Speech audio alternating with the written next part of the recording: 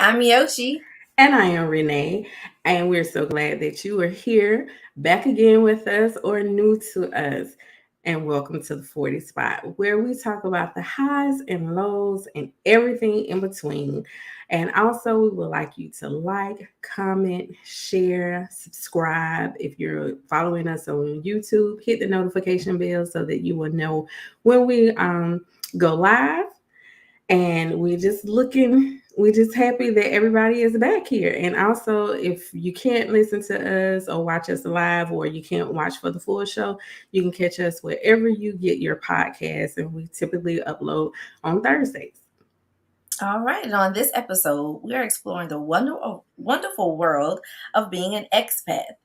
Our guest, Kimberland Jackson, is a blogger, educator, among so many other titles, and she is living her best life in Mexico. But first, we're going to get into our While We Were Out segment. This is where we discuss news, entertainment, and personal experiences that have occurred during our last show. So, what's first on the list, girl?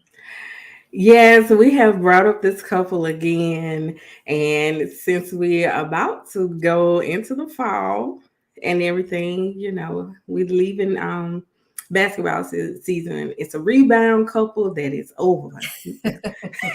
Kimberly Kardashian and Pete Davidson. And I am not surprised. No, I don't think anyone is surprised by this breakup. It's been about 10 months that they were together. It's being reported that they broke up over long distance, which I totally get that. But it's also not a surprise that they have met their end. I heard somebody say that was Kanye manifested it. I believe so. Look, let me tell you, Kanye, this is a win for him. This is a win for him. It is, you shall not have my family. My kids is not gonna get comfortable with you, because guess what? Their daddy stay next door. They ain't got to be in there playing with you. They coming next door and still taking them to school, picking them up. And he went hard on him on social media. So it's like, Kanye for the win. He knew this. He knew Yes, this. I think he did, but I don't never look at anyone's relationship and happy for breakups, but again, not surprised.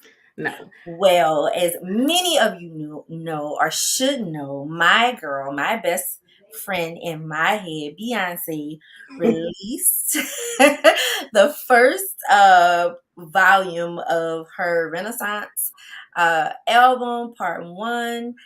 I completely love it. I think it's getting mixed reviews right now because it's something very different for her as far as a full album. I think the music is something you've heard from her, but the full album is very fun, festive, disco. It's a lot of black music. So you have bounce. So coming from my hometown, a couple songs with some bounce, black ballroom, disco, just the whole. House music from Chicago, Mhm. go from the DMV area. So And I definitely think what she did was take the local regional music and put it on a global scale and kind of made it her own. I love it. As my cousin say, anybody who don't like the album, that mean you can't dance. hey, Period. there might be some truth into it. If you can't dance, just do the two step. If not, just bob your head, bob your head. Listen, there will be no Beyonce trash talk on this podcast or otherwise. I do not allow it. You know, your grandmother said you have nothing nice to say, don't say nothing at all. So just keep it zipped. But I Zip, will say, zip. I'm looking forward to. She has 3 more albums coming out. She did not say how she was going to release these, so Okay. this is the first one. I don't know if it's going to be another one for her birthday or another one in a year. This is my prediction. Um, I don't know if I should say sad to say, but my prediction is this may be the end of an era for Beyonce as we know her. Mhm. Because the pictures that have came out for her, she's been on a horse, and you hear people talk about the Illuminati, the 4 horsemen, the end of the world. I believe because she's gonna have release of 4 albums. This is kind of like, hey, this is the end of how you know Beyonce, and that's coming from a 40-year-old. We are the same age. Beyonce Mhm. is tired, like all the rest of us. She has been working hard since she was 15 years old. I'm not Really saying before she's not then, gonna, you. hello. And I'm not saying she's not going to sing or perform, but I think it's just kind of the end of an era, as you know. I can see her stepping away after she dropped these albums, do her tour, enjoying her family, traveling the world, maybe doing some other stuff, and maybe then doing a Vegas residency for a few years. But Okay, that's my good. prediction on what she's trying to do. I'm excited about the next 3 albums that are going to come out. I feel like it'll be like volume with fast music. One, a bunch of love songs. Another one, just classic Beyonce. I don't know. Girl, what you think? Well, I've heard mixed reviews. A lot of people's Mhm. like they don't like it or whatever. And I heard even when she dropped the first album, what it is, You Can't Kill My Soul, or at least that's the Break My hook. Soul. You Can't Break My Soul. Mhm. A lot of people had different type of stuff associated with that. To me, if you're looking from a spiritual aspect, it's kind of like, I'm telling the devil that works through people, you can't break my soul, you can't kill my soul. So I think it's very, very positive. Also, why can she not? She has paid her dues. She's definitely iconic, and I'm more than sure that when she goes to the table with record companies, record labels, producers, or whatever, she has so much impact and input, and they have to listen to her because one thing they do know, whatever she drops, it is going to sell and it's going to make them money. It is going to be sampled in years to come. There are going to be Right. plenty of streaming things. And also, I know some people they don't like R. Kelly, but to me, aside of personal, what he contribute to musically, how many albums have he put out through his whole like 25 years, if not a little bit longer? And so many albums have been different. He has did his step stuff, for Chicago. He did like this 1940s kind of doo-wop bop. He did the best of both worlds, where it was like true R&B with the rap and his ballads. He done did church. So it's like, let her be able to explore and be different, to show like, guess what, this is my vocal range, this is my Mhm. musical range, and this is And also I think that's what she was. One of her songs, "Cozy." I think that's like the second song on the album. I think that's part of in her lyrics. That's what she's saying. Like, I don't even care what y'all saying right now because I love me. I'm enjoying this music. You may buy it, you may not. That's okay because I love what I'm doing, and this is her opportunity to just do the things she loves and probably the things she's been wanting to do. That's what I think. And although I love Beyonce, there has been some um a little controversy around the album. Uh, Drama with Khalees, number one. So apparently, on I think it was an Energy song. Uh, uh, apparently, it was like a 10-second.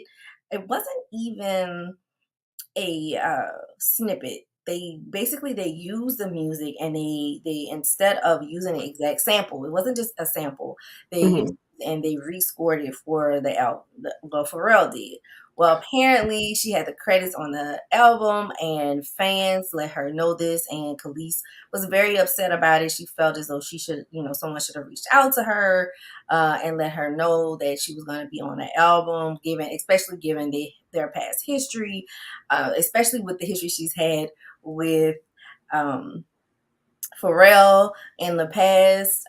So that it was interesting. I will say this: as much as I love Beyonce, I did understand Khalees's point and her feelings. I don't know if I necessarily agree, but I don't have to agree with someone to respect how they feel and how they what's what they accept as respect, Um, but Beyonce was like, you know what, that's okay.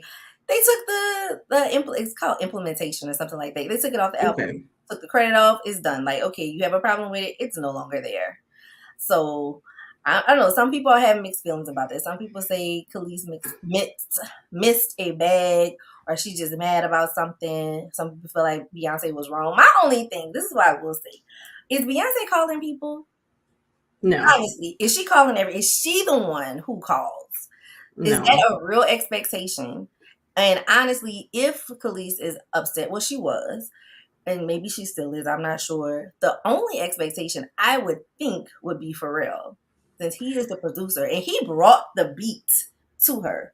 But Yes. producer, you're the one who did all this work, so it's just drama.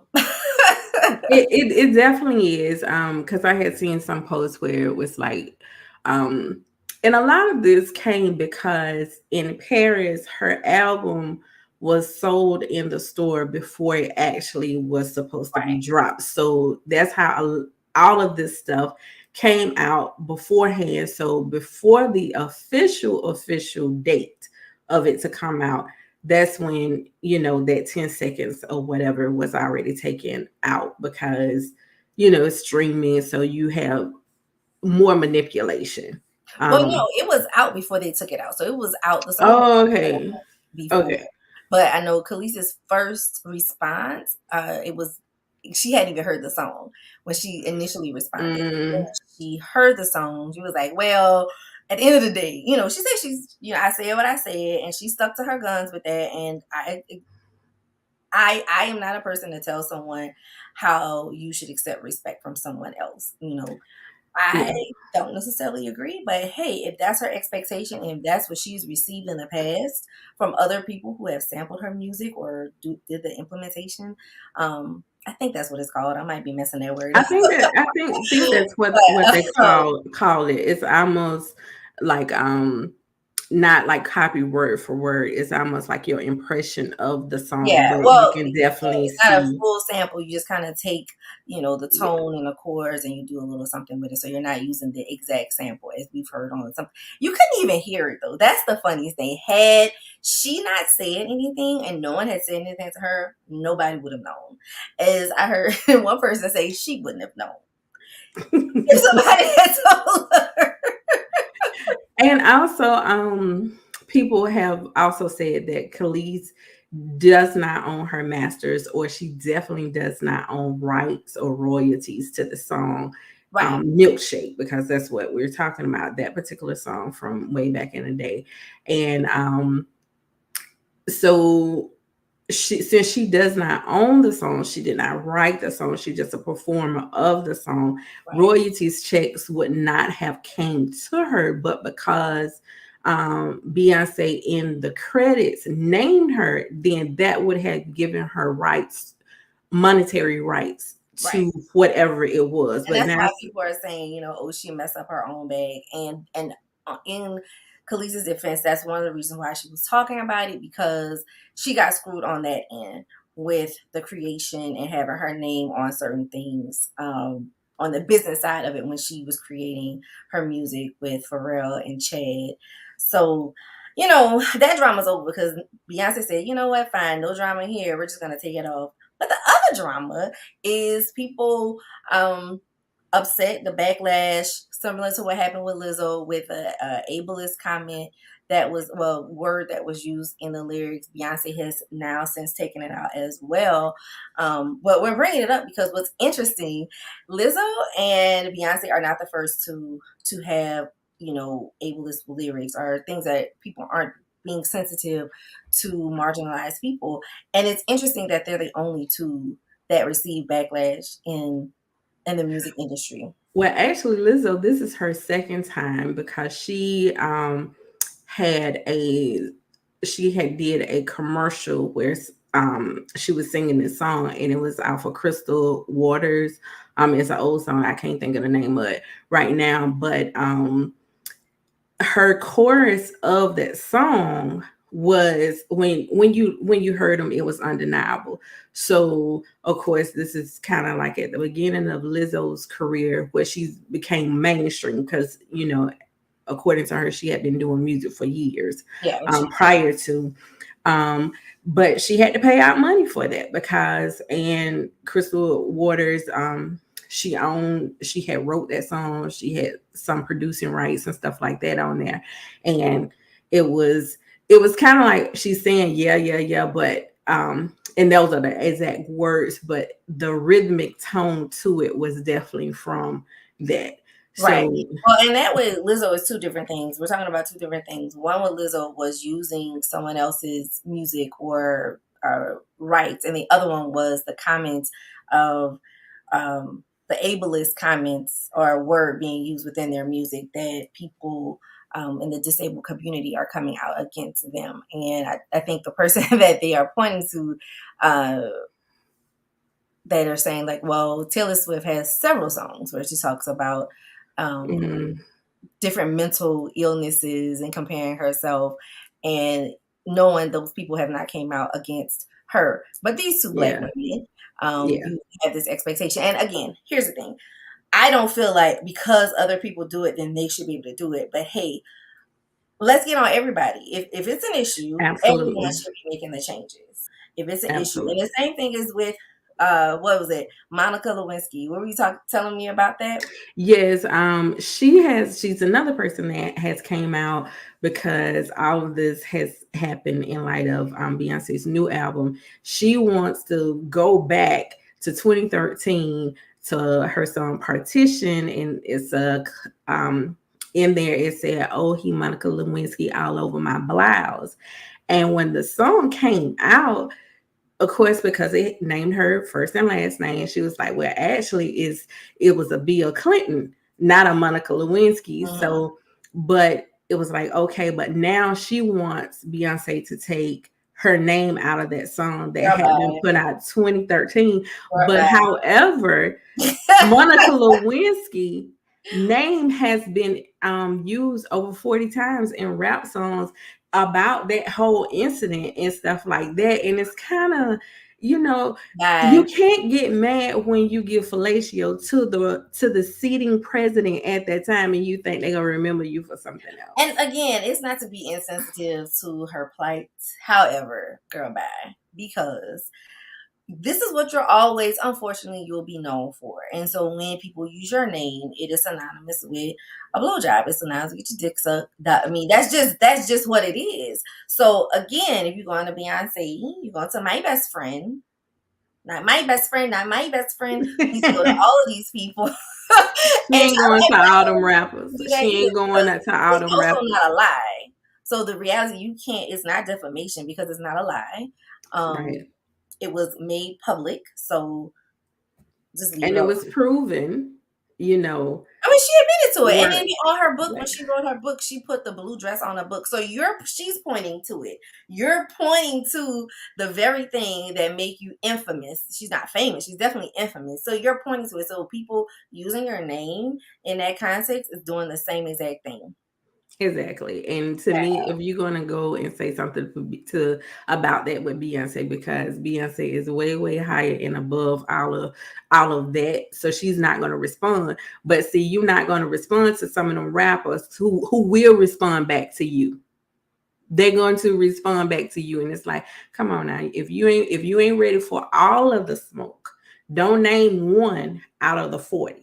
You name all. And I'm sure it was more because see, we're also discussing music that we listen to, right? Rap, R&B. I'm more than sure her name. Oh my God! Yes. Among so many creators outside of music.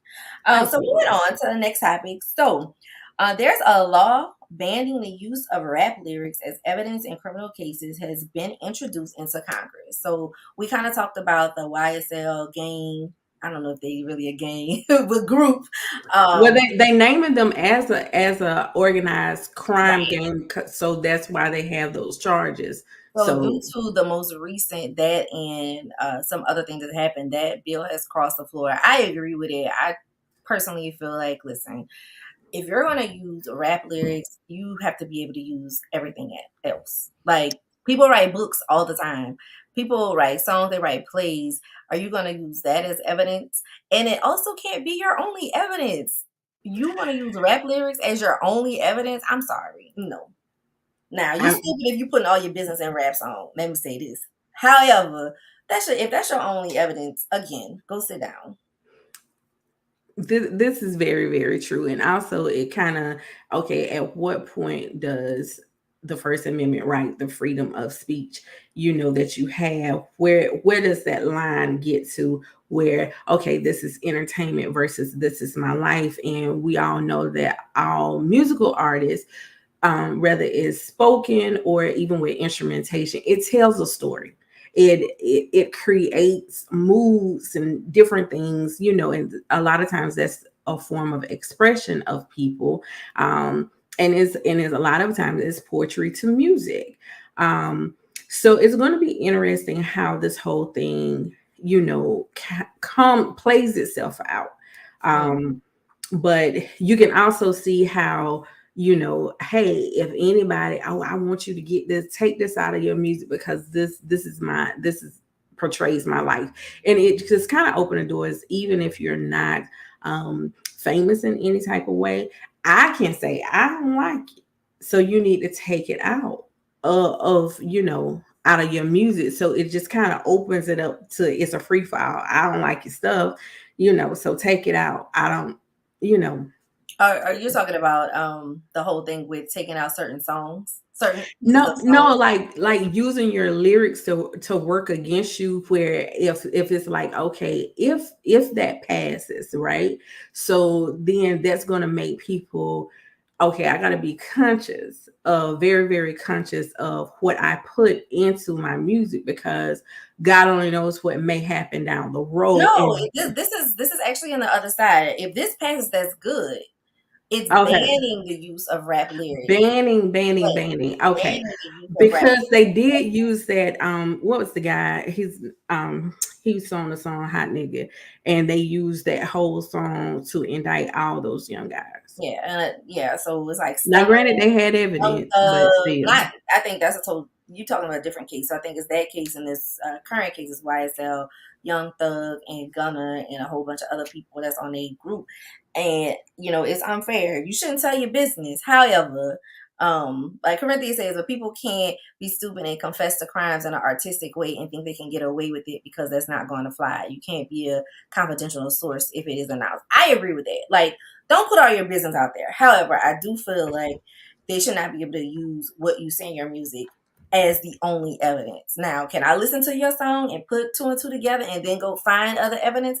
I may be able to do that. So don't be stupid and put all your stuff out there. But it shouldn't be used against them. Yeah. So, moving on to some information for GA residents, like going into this whole conversation, since Roe versus Wade, there's been a lot of different changes when it comes to what is considered life at what point and when you claim children. So last time we talked about the possibility of men being able to have to pay child support for conception. Well, now for Georgia residents, they can claim embryos as dependents for $3,000 on their taxes next year. The pregnancy had to have occurred between July 20th through December 31st, 2022, with a detectable heartbeat, which is interesting. They put that piece in there, right? Like the detectable heartbeat. So they're probably going to be using that little guidance for a lot of other laws that they're going to be passing in this way as well. I think it's a great thing. Women pay a lot of money while they're pregnant. Families pay a lot of money while they're pregnant. Oh, There's absolutely. food, doctor bills, a whole bunch of things going on. So that's exciting, I guess. With, it's hard to say with positive things coming out of the Roe versus Wade conversation. Well, I think it opens it up way, way more, where it's not just woman accountability, where I can definitely see, like, okay, well, if you go punching me for this, well, guess what? You're gonna have to start running checks from day one. You're gonna have to start paying.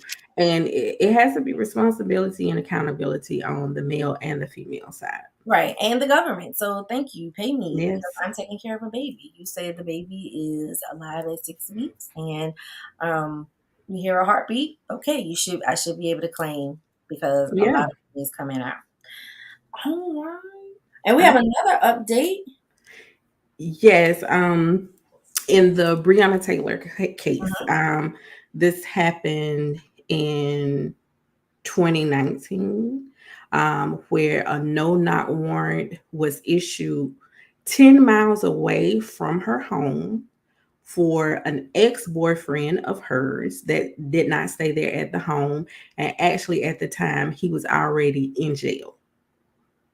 So with this no-knock warrant, of course, the police, they had raided the home, and she was shot and killed in her sleep in her current boyfriend at the time. He was arrested. He didn't know why. He did shoot back. He was a registered gun owner. So he wasn't in any violation. And plus, it's in the middle of the night. It's dark in the house. You hear boom and people running into your home. How do you know it's the police?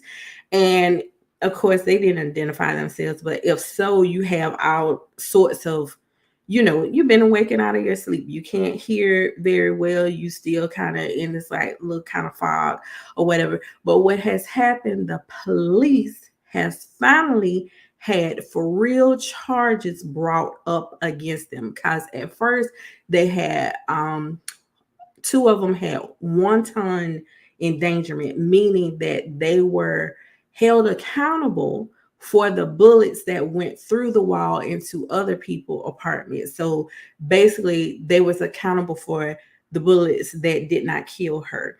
And so, as it came out, these charges include that one, the warrant was for a address that was 10 miles away. Also, I'm assuming that she was on the first floor, because they said they had went to the back of the apartment and they shot through the window, and it showed that the window had curtains and blinds that were closed. So at that, you can't tell who was there, what was going on in the inside. So we definitely will keep everybody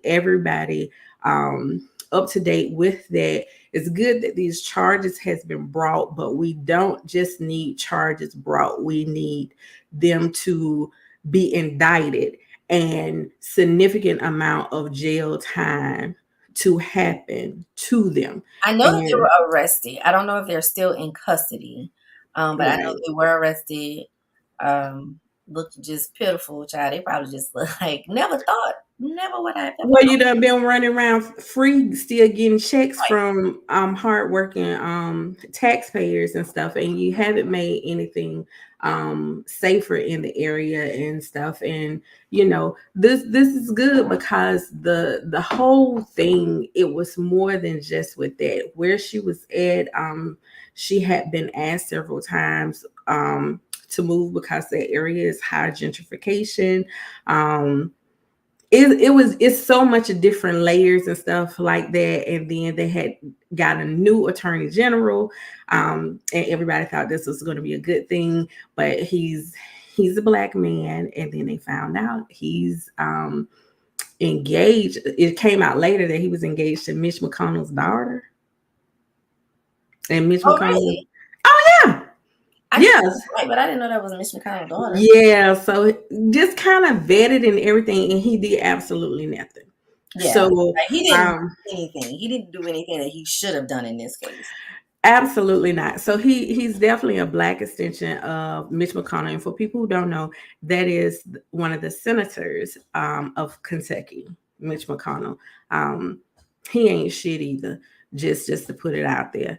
But He's the another, devil, and the they keep devil him. That's what's wild. the devil is in the details. I just don't know what to say about, because I'm from South Carolina. So a lot of people there, they vote against their own interests and their households and stuff like that too. But with Mitch McConnell, as much as you don't do, you have the poorest county in the nation in your state, and it's 98% red.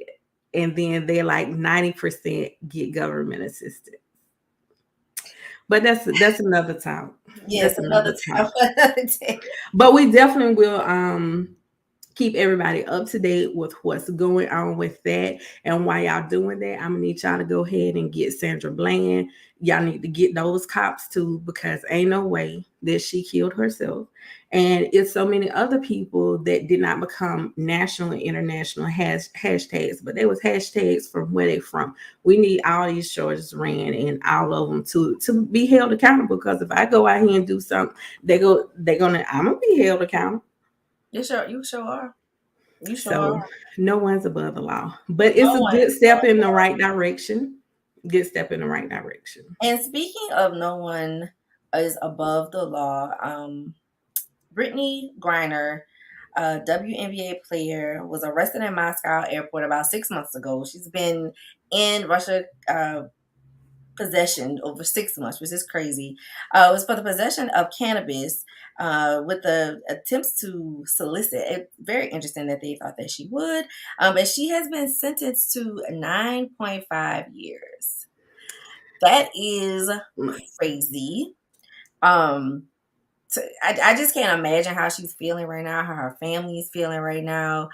I personally feel that Russia is trying to use her as a bargaining chip because for something that they may want. I do realize that she should have not had it. She should have not had it. She's played there before, but 9.5 years is wild.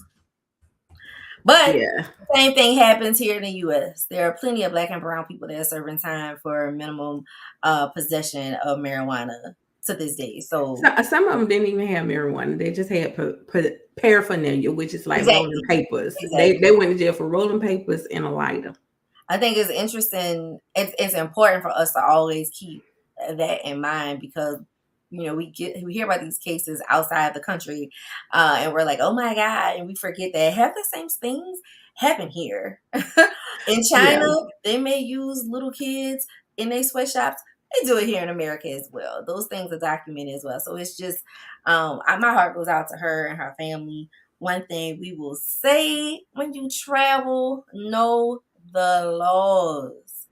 Know And them. I think from where she was traveling through the country that she was there before, they were okay. And basically, this cannabis oil was a cartridge for a vape pen. Mhm. So that's what was caught with it. So where the country that she was there before, it was okay, and then going into Russia, it was not okay. And I don't think it was anything intentional. It's just that, hey, I'm packing up my stuff, I didn't use all of it, and it was something that she probably was very much not aware of. But also, as you traveling abroad, you definitely need to know what the laws are. To me, unless you're going for weed week in Amsterdam where you know they smoking, I'm just gonna say don't even fool with no type of drugs. Don't buy no alcohol to go from one place to another place, because this alcohol, depending on where it's made, it could be a banned item. Right. You never know. Right. Just And to Courtney play has it safe. made a point that she claimed she had a medical card. And one thing we have to also remember, though, that may be true, but that medical card stands up where? It stands up in the U.S. That doesn't stand Mhm. up everywhere else. Yes. Yeah. And Kimberly, she said medical cards are country specific. That is true. And Even if some people, medications, not just like people who have medications have to get them cleared. Like when you go to Dubai, my mom went a year or so ago, and they'll give you a list of medications that you cannot bring. It doesn't matter that you have a prescription. You yes. have to be mindful of that. And that just brings us to our topic, being black and abroad. I'm gonna bring up my soror and friend, Miss Kimberland Jackson. Again, she is my soror. She's my friend. She's a FIS guy. She's an actress, a model, host, blogger, educator, and an expat. And I am more than sure I am missing something from that list of many hats that she wears. Did I say model? Did I say that? Yes, she did. And I just put in there queen of it all. Honey, Oh, when we say thank does all the you. things, we mean does all the things. I've been doing the most, y'all. I do. And as we said, like, okay, so when we met up, we were like, oh my God, Kim, we love your hair. But as we say, Yes. so she can't break any laws. They were like the black girl with the None. red hair. The red hair. It's already that I'm black out here in these streets, right? But and with the red hair, oh, undeniably, it was you, sis. It was you.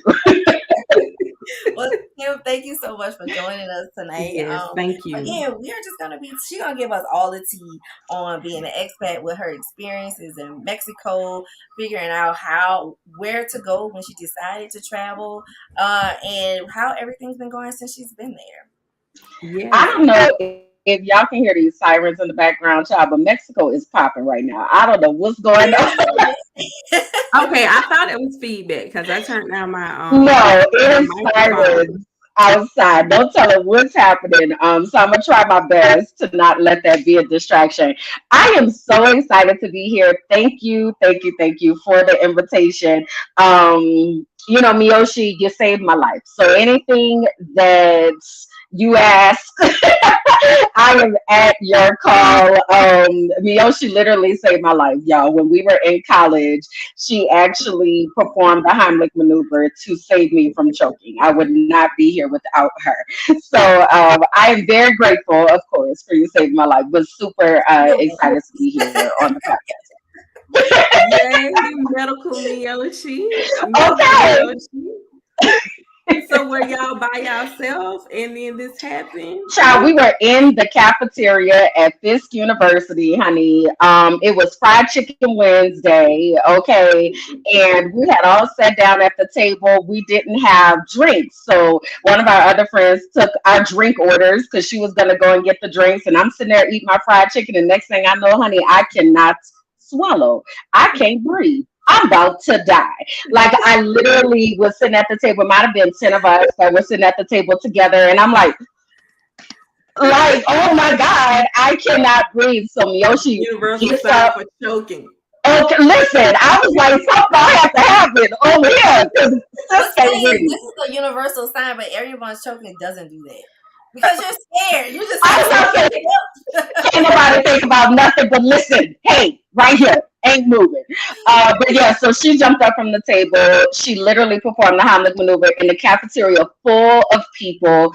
I had a whole outer body experience in everything. Like watched the whole thing from my spirit self up here. But yeah, so anyway.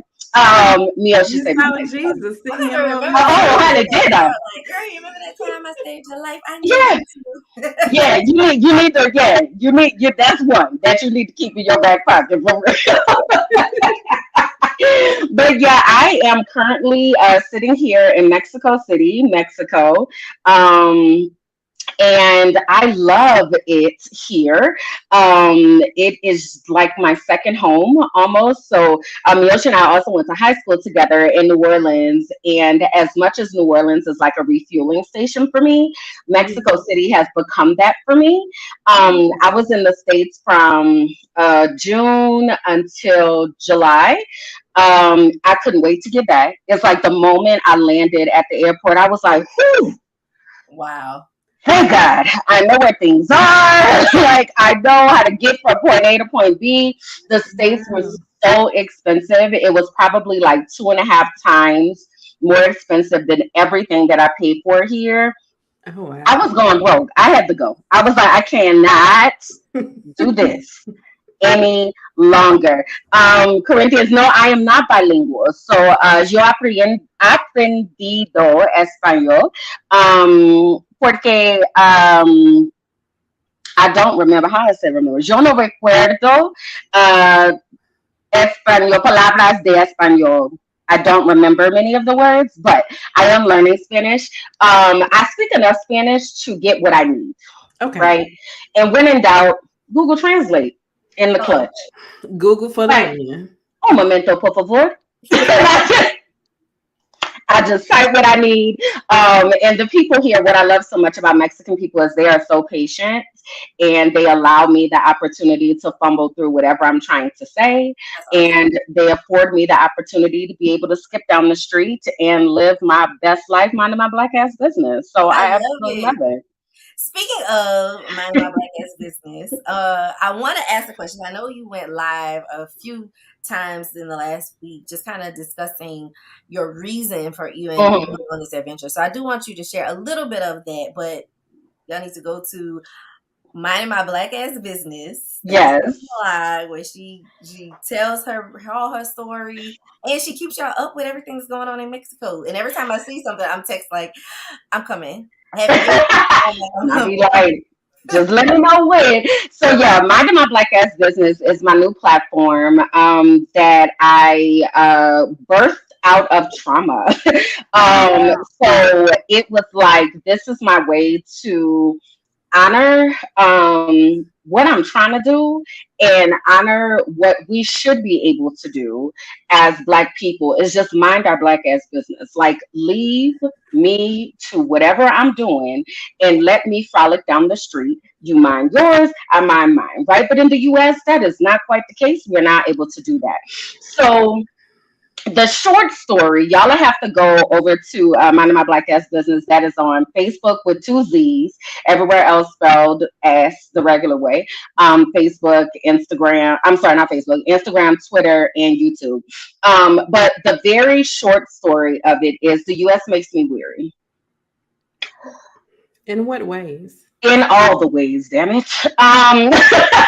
In all the ways. I really got, so the work that I do, the professional work that I do is in diversity, equity, and inclusion initiatives. I work in education. So I work as a school improvement specialist. And one of the things that I do is I see the people that are put in charge of Black and brown children, Black and brown schools. I see them firsthand of the types of commitments that they have to making sure that our students fail. And being in those positions and getting that behind the scenes access, if you will, to how education works, the system of education works in the States is very disheartening. And I've seen it in Florida. I've seen it across Pennsylvania. It is a national issue. So that was one thing of being so up close and personal and seeing how many people, because first of all, the faces that are in those spaces are white. And there are two types of white people. I talk about this a lot. There are people who happen to be white, and there are white people, right? So people who happen to be white understand that they are white. They understand that privilege comes with their whiteness. They're working on doing a better job. Then you have white people who don't understand any of that. So the people, and don't want to, don't care to, like, how dare you call me a racist? Sis, all I asked you was, do you know what equity is? Because what you doing ain't it. Like, relax, you know. So being in this field, it was very difficult for me, especially after everything I went through in Pennsylvania. And that's what I talk about in one of those videos. And the first video is the trauma that I received at the hands of Pennsylvania, which pushed me to go and take a solo trip to Columbia, which then made me say, I'm packing my shit and I'm rolling out of here. It was very disheartening. But it's not just the white people. Because part two of that story was how there's all kind of foolishness happening with Black people in school improvement, which in my mind is even worse because these are schools that serve kids that look like you, yet you're profiting off of them not improving. So the combination of all of that, I was like, I got to go. I love the work that I get to do, but I cannot continue to do this in a system that is committed to oppressing me. So let me go ahead on and pack my shit and roll out. So that's the very short story of why America makes me weary. So when you were in Columbia, was there a specific moment that you was like, I'm packing my bags? Oh yes. So it was actually, I met two sorors in Columbia. Okay. I was in Medellin and I had decided to go on this graffiti tour this one day. And I get there to the tour, whatever, and these two ladies walk up and, you know, they're Black, so I'm already intrigued. And then I start talking to them and learning about what's happening. And they tell me that they live there in Columbia. So I'm like, girl, how? Like, spill the beans.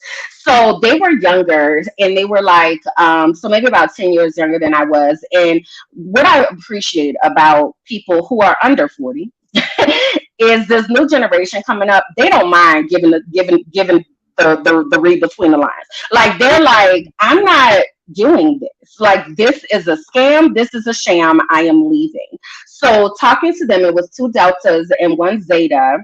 And they were like, they live here. And I said, you know what? As soon as I get back to the US, I'm packing my shit. I'm out of here. I'm out of here. I was like, what? They were like, girl, you work remote. Like, you've been sitting in the States all this time. You could have been anywhere, like frolicking through the world. And you sitting there in Pennsylvania, of all places. You can't do shit. So that was when I made the decision. That was Wow. April of, what was that, 2021? I get my years confused. I don't know what day it is. Yeah, maybe 21. Okay. Well, that's one thing I would say. You pointed to something that kind of off topic, but I think for everyone in our age group, be open to friendships of people that's younger than you, because Oh I will yeah. tell you, I will call. I had this girl, I said to my little sister, I'm like, "What do you think about this?" And she's in her Hmm. 20s, in her later 20s, but she's Yeah. in her 20s. Like, Yeah. don't discount the information, their knowledge, or their friendship. You can learn so much, because if you think about what we know in our 40s and the impact that we make, Hmm. that we connect with that's older than us. But I think that's an important piece. Like, don't get caught up in that. Oh, Right. millennials, Generation Z. There is a vibe, They honestly. have some wisdom though. Like my favorite Yeah. person to hang out here with in Mexico City, she's in her early 20s. And that's my person. Like that's who I skip down the streets with, like whatever. So it's that, but then also to that being open, be open just to new experiences. Yes. Like Mm. I'm tired of living in a box, y'all. Like I look, let me tell you something. I done jumped out the box, destroyed the box, burned the box. You can't say box around me. Don't bring Yes. my takeout in a box. Okay, like just the boxes are done, you know. So it's really like I want to. The question I've sat with lately is, who am I when I'm out of the box? Who am Mm. I? How do I express myself? And what's so interesting is, I'm an Aquarius, and my birthday is on Valentine's Day. I have never related to Aquariusness like my whole life. Aquarius are historically very random, like just out here like doing all these things. I have lived a very structured life. I studied science. Then I went into education. I'm very systematic with the way that I look at things, a very logical thinker, very black and white. Don't talk to me about your feelings. We got stuff to do. Okay. Um, the moment that I was forced into this space, um, of existing in my own brilliance and allowing myself to do what brings me joy, I started like taking these artistic and creative risks. Right. So it was so funny when I saw my friend. So I left Mexico City one way, I came back another way. Right. So me and my friend went out to dinner the other day, and I sat down at the table, and she hadn't seen me, like we weren't really on social media for real. She said, "Oh, the hair. Oh, the earring, the nose ring, ma'am, what is going on?" But I told her I had to keep my hair a specific way because I was acting and because I was teaching. So I couldn't make bold choices with my hair. I've had my nose pierced since 2005, but it was always a very, very, very small, like fleck that you might see if I turned the right way. I decided that I like what a ring looks like. And I never wanted to do that before. So there are all of these creative risks and ways that I have freed myself from somebody else's judgment Mm. since I turned 40, but even more so since I left the country. Like my phrase that I love saying is like, I'm going to do what I feel like doing. Hey, what are you doing tomorrow? I don't know. Whatever, when I wake up, I'm going to decide what I want to do with my day. And that might be frolicking in the streets. It might be dropping it like a thotty on the balcony. I don't know. We'll Yes. see, you know. But so All many right. people take that because they're still living this in the box life. They misinterpret that and take that as me being flippant or I'm not trying to share information. No, I'm just that free that I don't have to. Because if I want to work tomorrow, I will. And if I don't, I'm not. Like I don't have to clock in for anybody else's anything.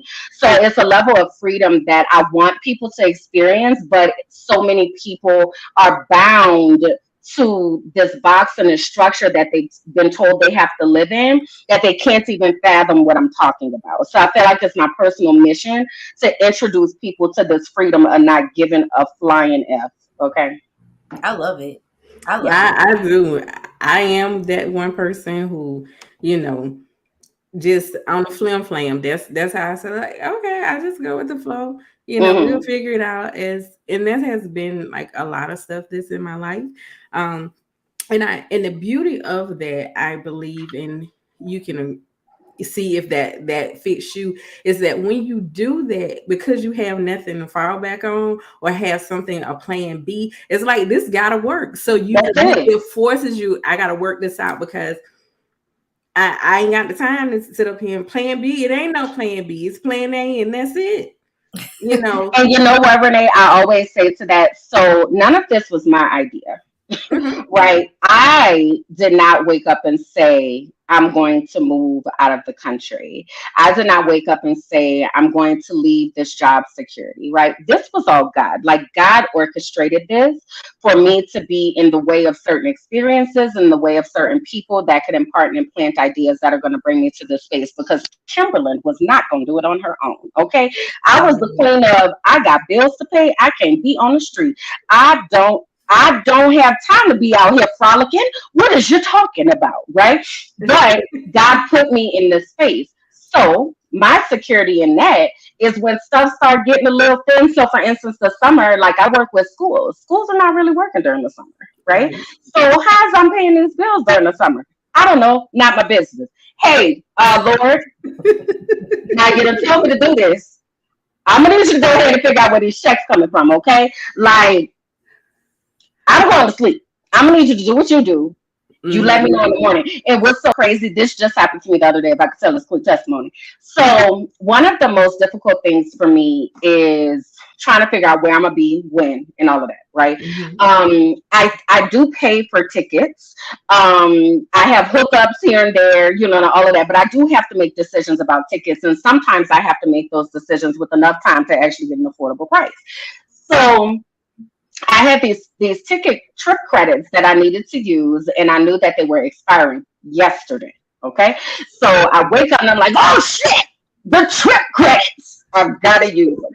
Okay, so I'm trying to use the trip credits. It's not going through. It's not going through. Right. This is a similar sort of what happened to me at FIS that I just thought about with my scholarship. But anyway, the trip credits aren't going through. So I wind up having to call. So I call and I talk to a lady and I'm like, hey, I need to use these trip credits. They're going to expire. And the trick is you use the credit, then you cancel the flight within 24 hours. Then you get a whole nother year to use the credit, right? So that's what I was trying to accomplish.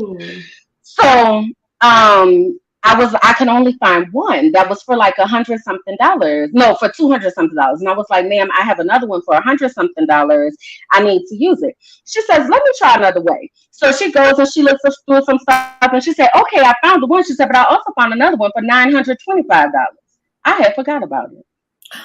Wow. I said, girl, can I talk to your manager? I need to leave a review. Like, you just found me $900 of trip credit that I had forgot about. That expired yesterday. So again, she was like, use it today. I'm like, yes, ma'am.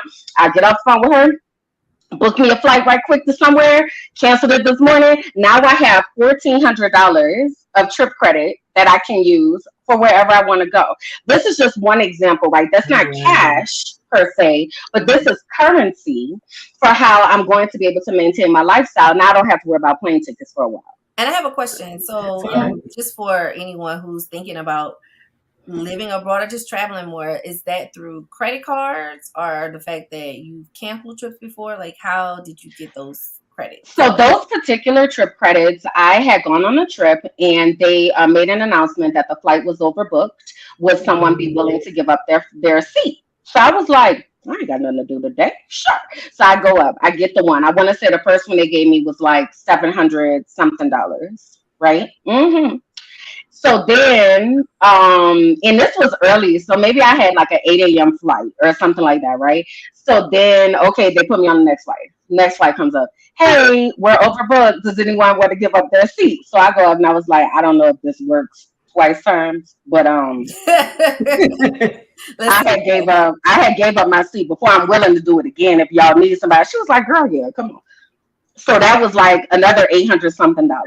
Wow. Then I did it one more time, and that's where I got the 925 that I forgot about. So it Wow. was literally just me allowing myself to be flexible enough to not arrive to my destination on at the time that I needed to arrive there. So instead of getting in at like 11 a.m., maybe I got in at like 11 p.m., but I also had over $1,000 in trip credits with me, right? So that's one way. And then, yeah, the other way is points. So I use my credit card to live so that I can get all the points on my credit card and then I just pay it off. Mm-hmm. So now I have those points to use. So yeah, it's a Doing that. I mean, I was doing it here and there, but when the gas went up, I was like, this makes no sense. If I'm going to be paying this much for gas, I need to get some benefits from it. So I have been yeah. doing that, and that makes so much sense. I mean, especially if you have plans to travel. Another question we have for you is when it comes to living abroad, and the question always comes up about finances. Like, what does that look like? How will I be able to afford that? What could I do? I know my mom actually went to a church where the pastor's son did it with their family. The wife was from Guatemala, and they planned to be there a year. It was a wife and husband and wife and 2 children. They went there for a year. It worked out, and they stayed another year. So it's like, well, it can be done, but I think people's question is always how. Yeah. Outside of the idea of planning, what would you say to anyone who's looking to do it, whether it be Mexico or anywhere else? So I would say that the how comes in understanding the giftings and talents that you have in this world, right? So you ran down this whole list, right, of things that I do. But one of the main things that I do is I'm a life coach, and I help people get in touch with their unique purpose and destiny, and really understanding how God designed you to be, how you are supposed to show up in this world, and then tapping into this place that brings you joy about how you want to impact the world, and then how do you make income off of that.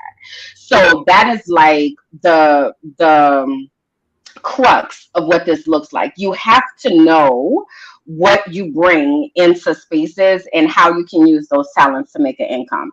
So for me, for instance, I work in education. I've been working in education since 2006. I say this all the time. One of the things about education is like an abusive partner.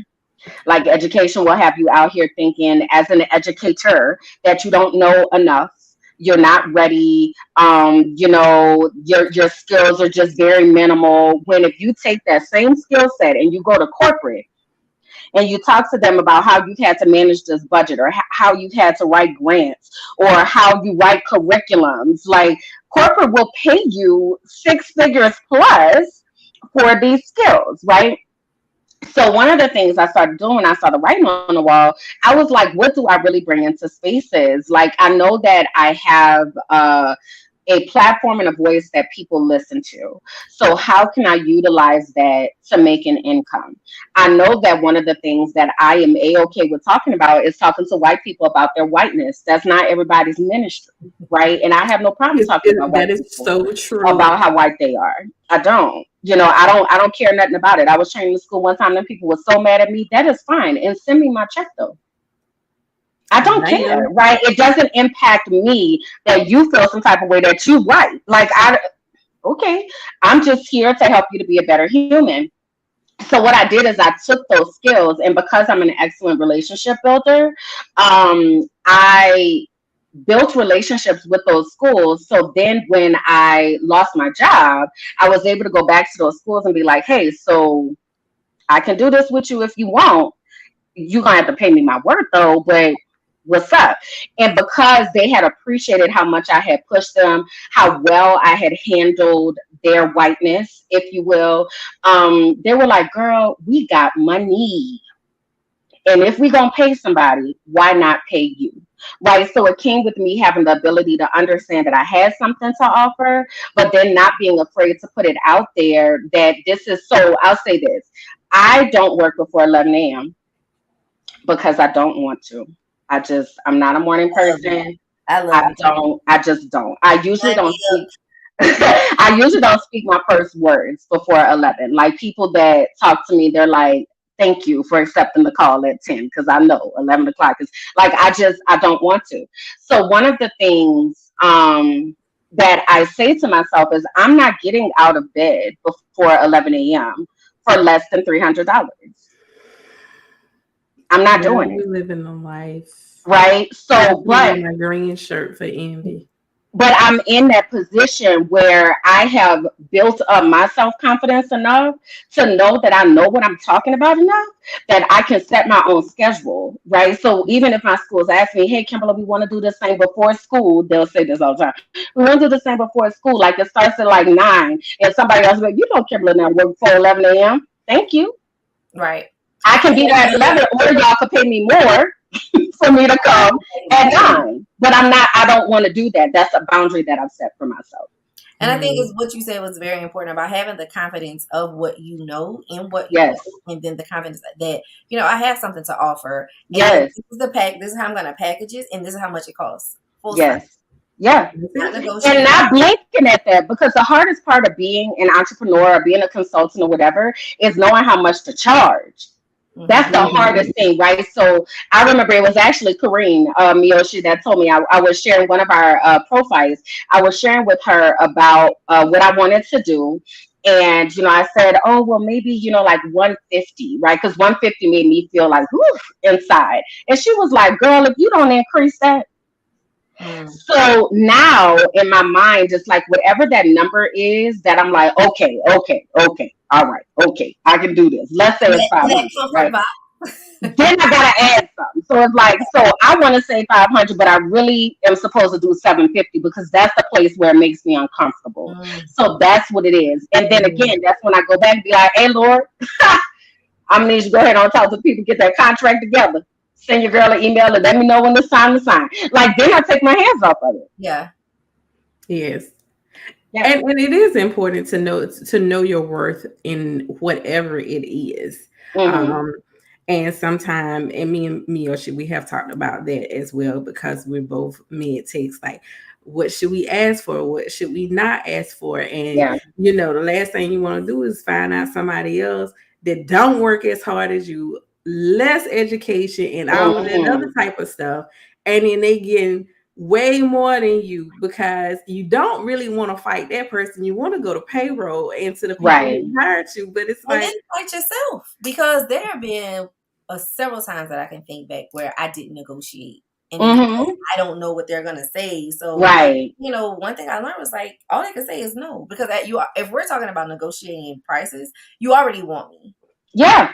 Thank you. So all you can say is no, and then I get to make that choice. Do I stay? Do I work with you? Or do I move on? That's it. That confidence, but you know, we have been brainwashed. Yes. Everyone has been brainwashed to get you a good job. You got to pay these bills. Yes. You know, which we do need to pay bills, because you want a roof over your head, you want the lights to stay on, all of those things. But it puts us in the box, a set box of wanting to be comfortable, wanting to make sure we maintain this, and we're too afraid to step out because we won't be able to do these other things, these basic things. And then we feel bad. In my case, I know the person I wanted to fight wasn't HR. I really wanted to fight myself, because girl, especially when I did it the second time, like, you already know. But here we are. Yeah, exactly. A little bit, like, no, if you don't know your worth, anyone else to know it or to respect it? Because some people can see it, but if you don't see it in you, why would I approach you in that way? Why would I respect and accept your boundaries? You don't. Correct.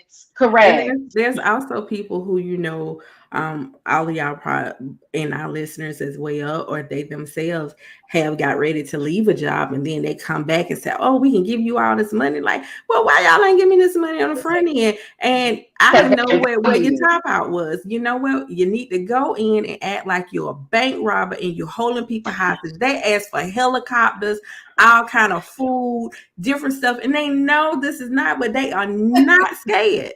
Yeah. Get my mama down here. Get my daddy down here. Change these people credit scores is now starting to kill people in 5 minutes. And guess what?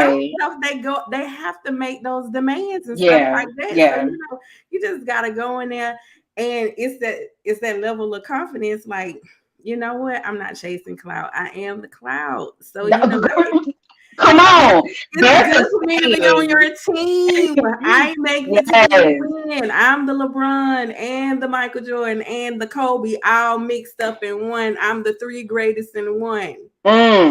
There's a saying that says, have the confidence of a mediocre white man. Ooh. And it goes right into the point of what you were saying, Renee. And that Right? means that's Donald Trump confidence. Honestly. Come on. Honestly, that is Period. after he had got elected, it was I seen a little meme and it said, I'm going to apply for that job that I am not qualified for Yes. because I have seen where Yes. you can be nowhere near qualified and you can end up being the most popular. Exactly. Don't know a doggone thing, but put in that position, right? So it's like having that type of confidence is what so going back to this programming thing, right? We, especially as Black people, have been programmed to believe that we're not valuable. We've been programmed to believe that we need to be grateful for an opportunity. Like you need to just be happy you got in the room, like type of thing. You know what I mean? Mm-hmm. But that's why I said, when I found out, like I am here to leave people better than I found them. I am here to pull people out of their mediocrity and into their brilliance. That is the reason I am here. So what you're not going to be able to do is ever approach me with something basic and think I'm going to just be like, oh, I'm so grateful. Like I've broken out of that now, right? So how do you get that confidence is you really have to spend time understanding who you are, right? And in order for you to figure out who you are, that means you got to go to the author of who you are because that's who created you, right? So you get in touch with how God created you, how God allows you to think, how God allows you to communicate, the people that you have influence over. That's once you know that, oh, you walking in like you the cloud. I'm here, y'all. Everything can now begin. I've walked in. What shall we do? You know what I mean? But you can't know that if you don't really understand who you are at a core level. Right. That is. It reminds me of a conversation I just had with someone who's studying to take the bar, not the bar, to study to take the LSAT to get into law school, and they took it the first time, didn't get the score that they wanted. Was thinking about getting accommodations, but of course, like most Black and brown people, we feel less than, right? Yeah. And so when she was talking to the person, statistically, white men are 50% of the population that get accommodations. Yeah. Because they have the most privilege and the most audacity. They don't care. They walk in the door like, and I'm saying it to your point of, to get the confidence of media of white men, they don't even need the accommodation. They ask, they're not afraid. They're not questioning because some people might just slip up and say yes. So they're willing to take that 50-50 chance. Hey, I got the ADHD. Can I have extra time?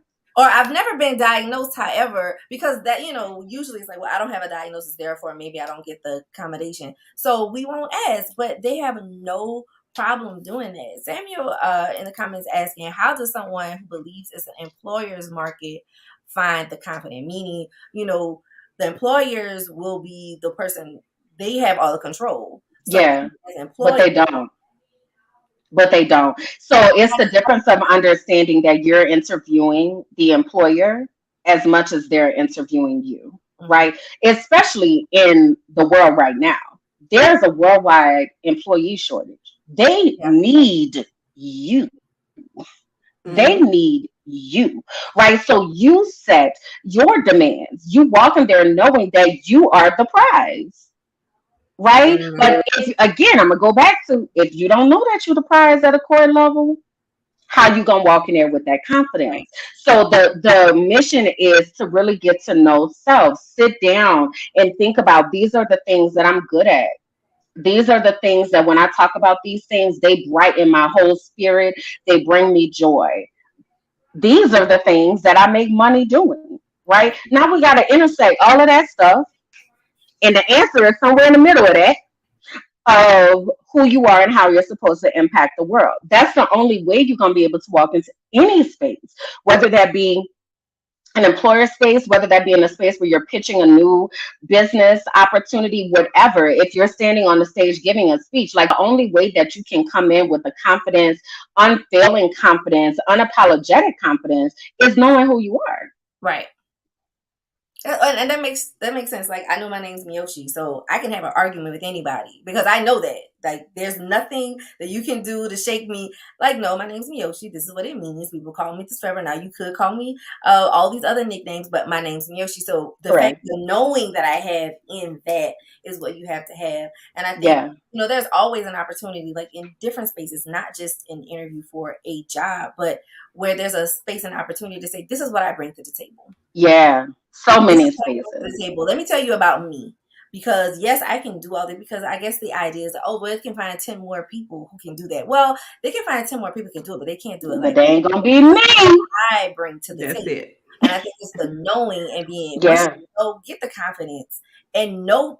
Have a list. Start writing it down. I'm just talking to myself. Start about the things that you bring to the table that I know that no one can. Listen, I will talk to you. I'm a comedian. I talk to anybody. Everybody you or anybody you talk is not going to be able to talk to anybody. So that's one thing. That's true. Bring those things, write those things down and read it and just kind of to get the knowing, because I know that's hard. It's like, how do I know it? Practice it. And I would also too, because Sam in the comments said, if I'm not the prize, how do I become the prize? And I think sometimes if you unsure, start with the people who you already know. Ask them, how do you view me? What do you feel that there are things that I need to improve? Because some things that you may think that is your strength actually works against you. So you never know. So as I say, try it out on the people who you know, not like they being a guinea pig, but it's like if you can get them to see you in a different light, or how do they already see you, then okay, how can I sell that to someone else?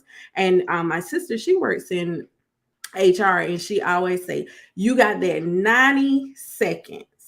That's it. Resume about you. What do you want them to know you, to drive home about you? She was like, they already have your education background. They already see where you've worked at and stuff. Said that's the type of stuff. But then what else do they don't know?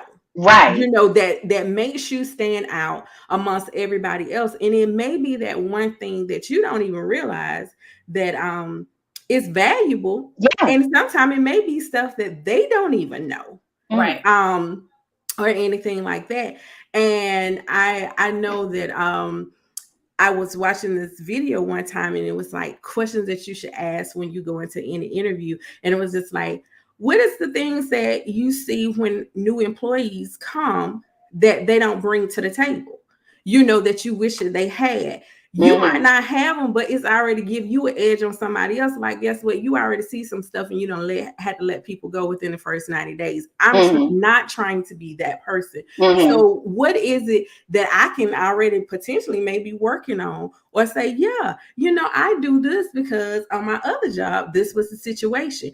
It's going to stand out, because that ain't just the regular, questions that people they're going to ask on a job interview. And it's almost like with everything, it is a job interview. Do you want this job to be my friend? What do you bring to the table to say, okay, I'm not really giving out a friendship application, but what makes you can be here past 2-3 years in my life? So you made me think about something. First of all, I cringe at the word job at this place in my life, but I totally understand. I want to reframe it though as an opportunity interview. So an opportunity to gain a closer relationship with me, an opportunity to gain access to the skill set that I have, right? So they are getting an opportunity to have the opportunity to work with you. And you have to know that your time, energy, your thoughts are important enough for someone to value that, right? It was like you've read my curriculum, Renee, as you were talking, because one of the things that I talk about in my curriculum is not just who you are, who did God create you to be, but who do you want to avoid being? Because with every gift, there's an abuse of a gift. and whether that abuse be to oneself or whether it be to others. So it's important for you to understand. So, for instance, I'll give you an example. So I have a prophetic calling, and I know that, right? What I also know is that I'm a very direct communicator. So, unfortunately, sometimes I leave people slain on the side of the road because I didn't say what I had to say. Now, what you do with it, that ain't my problem, right? So, what I had to do is I had to learn how to temper that gift with the fruits of the spirit, such as kindness and gentleness, so that someone is able to receive what I'm trying to do, right? So there's so much work that one has to do on oneself to get to this place of knowing that you are the prize, and you people should be happy to be in your presence. And that's not coming from an arrogant place. That's coming from, I know that any space that I walk into, I'm about to change the environment of this space and I'm about to make it better. Yeah. I know that, right? And if you feel some type of way about that, then you're not my people. And that's okay, because everybody ain't my people, right? But the people who need this are then going to be drawn to that, even if they don't know who it is or what's happening. Like, they don't understand why they're drawn to it. So there's a lot of inner work that has to be done in order to get to this place of unapologetic confidence, of feeling free enough to be able to present yourself in that way. And I think that's I'm glad you brought that up, because some people may feel like, oh, I'm working on it, but it's taking too long. It's not something that happens overnight. It does not, It Lord doesn't happen Jesus. overnight. And there's work. And sometimes the work is just the doing. You Yes. get confidence in, it's just like working out, how you build a muscle. It's Yeah. heavy to pick up that 10 pound before you can get to the 15 pound, before you get Yep. 13 pounds. So, sometimes you're going to have to walk into spaces where, you're negotiating a salary, or you're negotiating an opportunity, whatever it may be, and they may say no. And you have to walk away with that feeling of saying, you know what, it's okay, I feel bad, but it's okay because I'm standing up for what it is I believe that I deserve.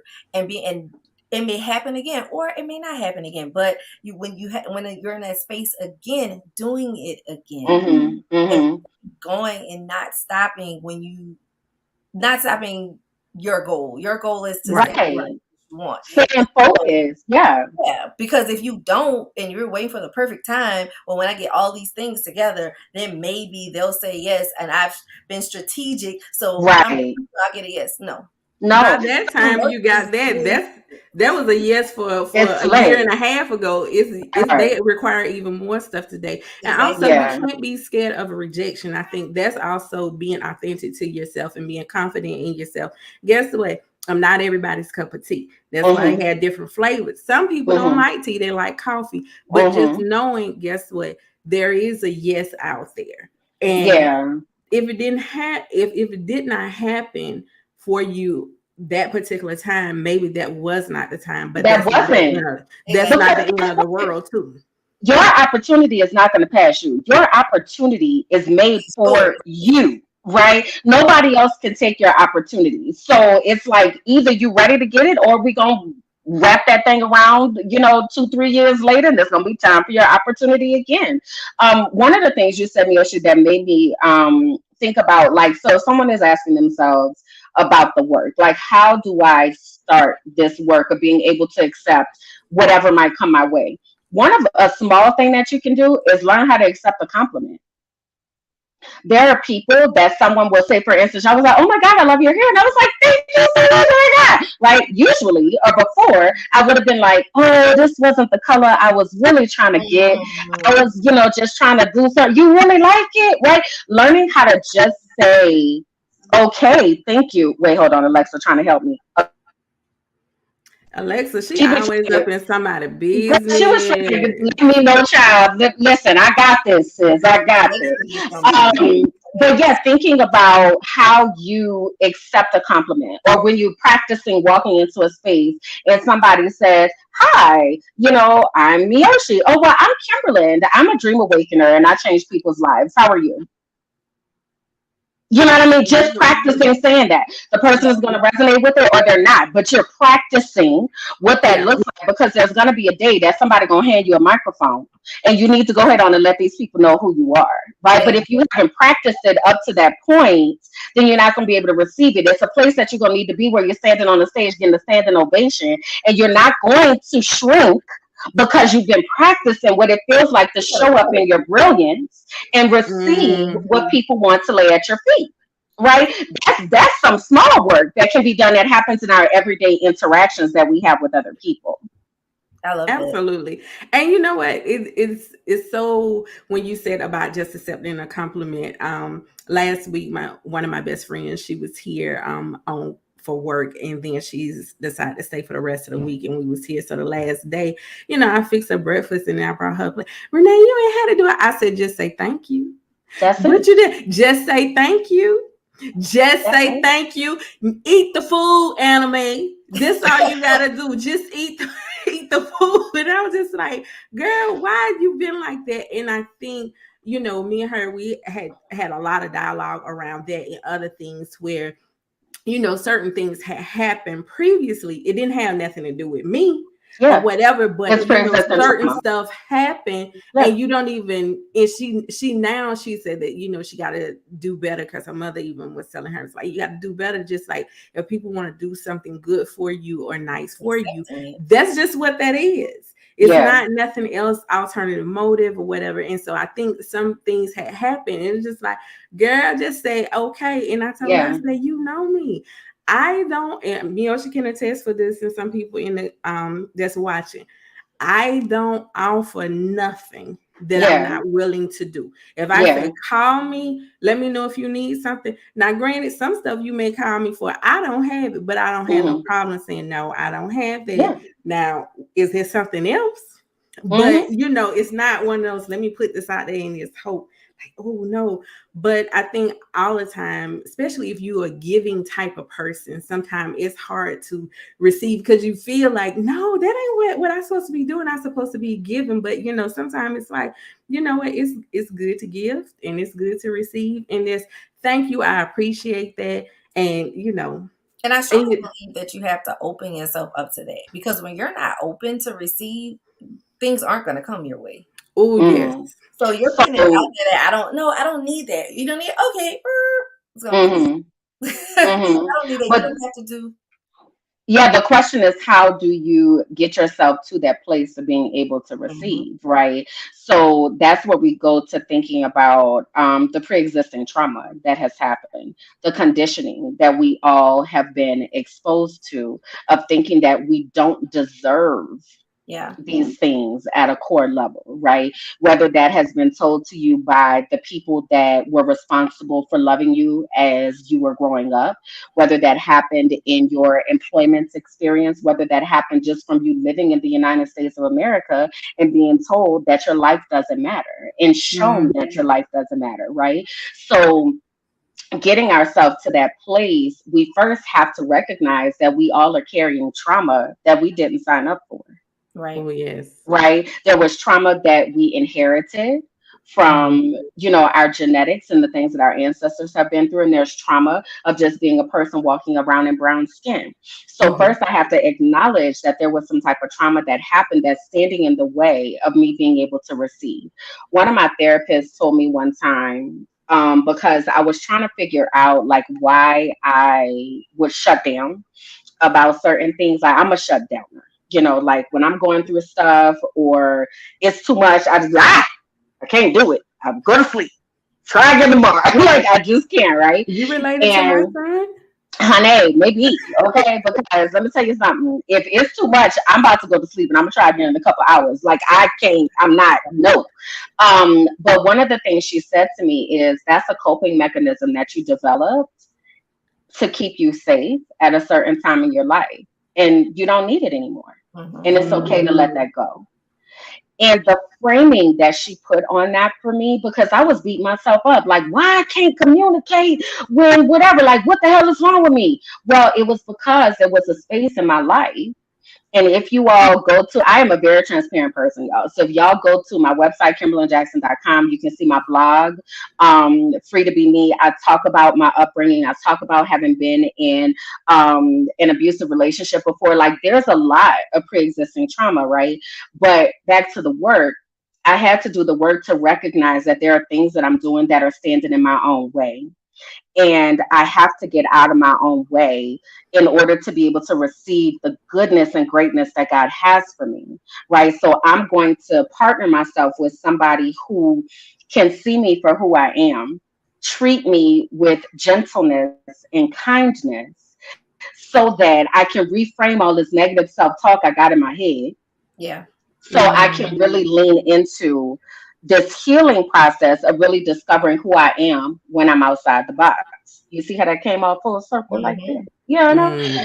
Mm. So, but it's real, like it's a real thing. So this it's not your fault, right? It's not like you signed up to say, I want to have these particular idiosyncrasies or these dysfunctions or whatever you might have named them.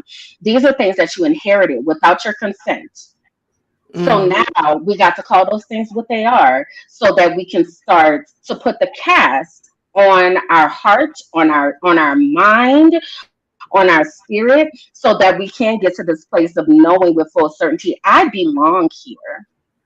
Mm. I add things to this world that nobody can add but me. I am unique. What was the word say? We are wonderfully and uniquely and beautifully made in the image of God. Right? That's the kind of confidence we need to be walking in. I said the confidence of a mediocre white man. We need to be walking in the confidence that God made me. Hello. That's really it. That's really it. And maybe that mediocre white man, that's an example to show, like, guess what? I, I'm just showing up as me. I ain't showing up with nothing else, no bells and whistles or whatever like that, because I am fearfully and wonderfully made. Can I talk That's about a the word you just mindset or said, not. Renee? Mm-hmm. I'm sorry. You said this word just, and it's a word that I've been trying to take out of my vocabulary because it's a really minimizing word. And I can just speak for me. I'll use it. I can just speak for me. See, I'll use it in matters like, well, I was just trying to explain myself. Well, I just said X, Y, and Z. It's called kneecapping, and it's something that we do specifically as women and specifically as Black people. Is we'll say, well, I was just, or it's just, or this just my business, or this just my this. And I really have been on myself to catch Okay. when I'm saying that, because it's something that we use to minimize ourselves. That's Yeah. not what you were doing in that moment, but I wanted to just address that word because it's a word that many of us use and we don't realize it is something, again, that we've been conditioned to do. Okay. But it's a word that can subconsciously make us discount the greatness that we bring to the world. My bad. Mm. Sorry. Thank you. Thank you. As I say, this is why we're here on the 40 spot, to learn, to share, and not just bring awareness, but for solutions as well. And Yeah. all of our conversations go to different things, and everybody brings different things, unique things to the table. So, like, comment, subscribe, hit the notification bell, tell somebody y'all missing out, jump on right now, catch it on the replay or whatever. It seems like Myochi, we just lost her, She'll be but back. it's She'll be okay. back. She definitely will be back. And I'm just enjoying the conversation. I know there's some new people that's on. This is Miss Kimberly Jackson. Kimberland. Kimberland. Kimberland. Oh, I am Yes. so sorry. I am so sorry. No And worries. I'm looking at it, but I'm pretty sure you get it. I'm sorry. But Kimberland Jackson, um, educator abroad, Fiskite, all of that. There's not somebody ringing my W. I know it's somebody from the child, but I ain't answering the W. So can I address that moment that just happened, like in real time, right? Because this happens. I actually just made a post on my probably on my Instagram or Facebook. I can't remember, the other day. But I was talking about names, right? And how names have so much importance, and correcting people with names. So there are times where we will make a mistake. So just now Renee was like Kimberly, right? And this happens to me all the time that people will say that. What I used to do is I would just smile and nod, and I would just be like, right? Instead of feeling confident enough to know that it's okay if I correct this person. I'm not assigning any type of intent to them. I'm not, saying that it was done on purpose, whatever. I'm just correcting because this is a name that I own, right? But then also, when we are corrected, when we make a slip or whatever, whether that be someone's name, whether that be someone's pronouns, whatever that is, just saying thank you. Thank you for correcting me, right? Because you didn't intend to do it. It was an accident. So, if I say, like for instance, you said Kimberly, and then I'm like, oh, it's Kimberland. You're like, thank you. Kimberland, X, Y, and Z. It doesn't have to be a big deal. It doesn't have to turn into this, because what'll happen is, or what could happen is, you're like, dang, oh my God, I've been looking at her name and I just said, blah, blah, blah, blah, blah. It was an accident. It is okay. Fix it, thank the person, move on, right? So that's something else that I've been trying to, again, condition myself to, even when I receive correction, understanding that doesn't mean that if it wasn't intended to be a harm, there's nothing to apologize for.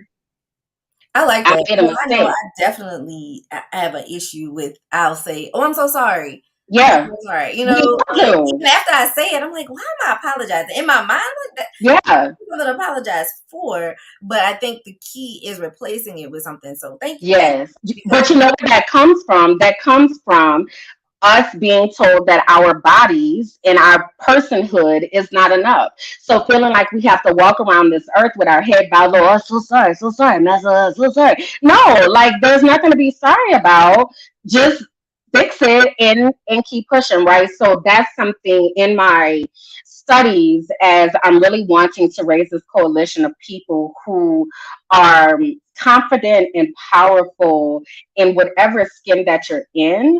A part of that is catching ourselves when we do those types of things, right? So I want people to hold me accountable to that as well, because it's a self-deprecating habit that we have formed for over 40 years. Hello. And what I also love that you brought up was, giving yourself the grace, because you inherited. So, because a lot of times we can be hard on ourselves for making a mistake, even though we realize the mistake and we fixed it, we're still hard on ourselves. So giving yourself the grace to say, you know what? No, it's okay that I made that mistake, and move on. And be able to move on without having that over and over and over in your head. Yeah, grace and space. That is my mantra in life. I give myself grace and space in my process, and I give other people grace and space in their process. And that's one thing, because some people are like, well, how do you give yourself grace? Start giving others grace, because we treat others how we expect to be treated. Yeah, we treat them better than we treat ourselves. More grace. Yep. Because as you give them grace, you're going to give yourself some grace. Yeah. Because we judge people by our own thoughts, our own perception. Facts. So facts. Like, and you know what's so funny? When I took a spiritual gifts test, maybe in like 2012 or something like that, grace and mercy was at the bottom of my spiritual gifts, honey. I was like, ain't no grace and mercy over here. You should have known better. But through this process of wanting to learn how to give myself grace, I started trying to give other people grace, right? Remembering that everybody is going through something. Everybody has their own movie that they are starring in.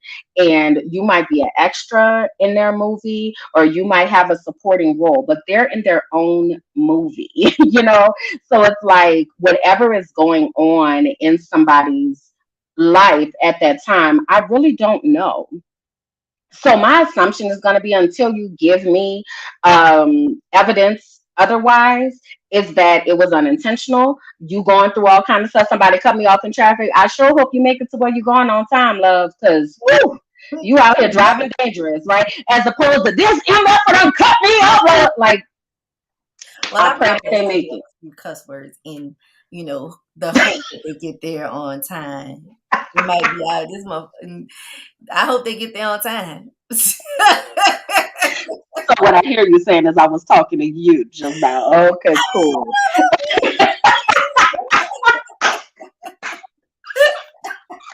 Look, my pastor used to say, if you can't say amen, say ouch, okay? Yeah, ooh, I heard it.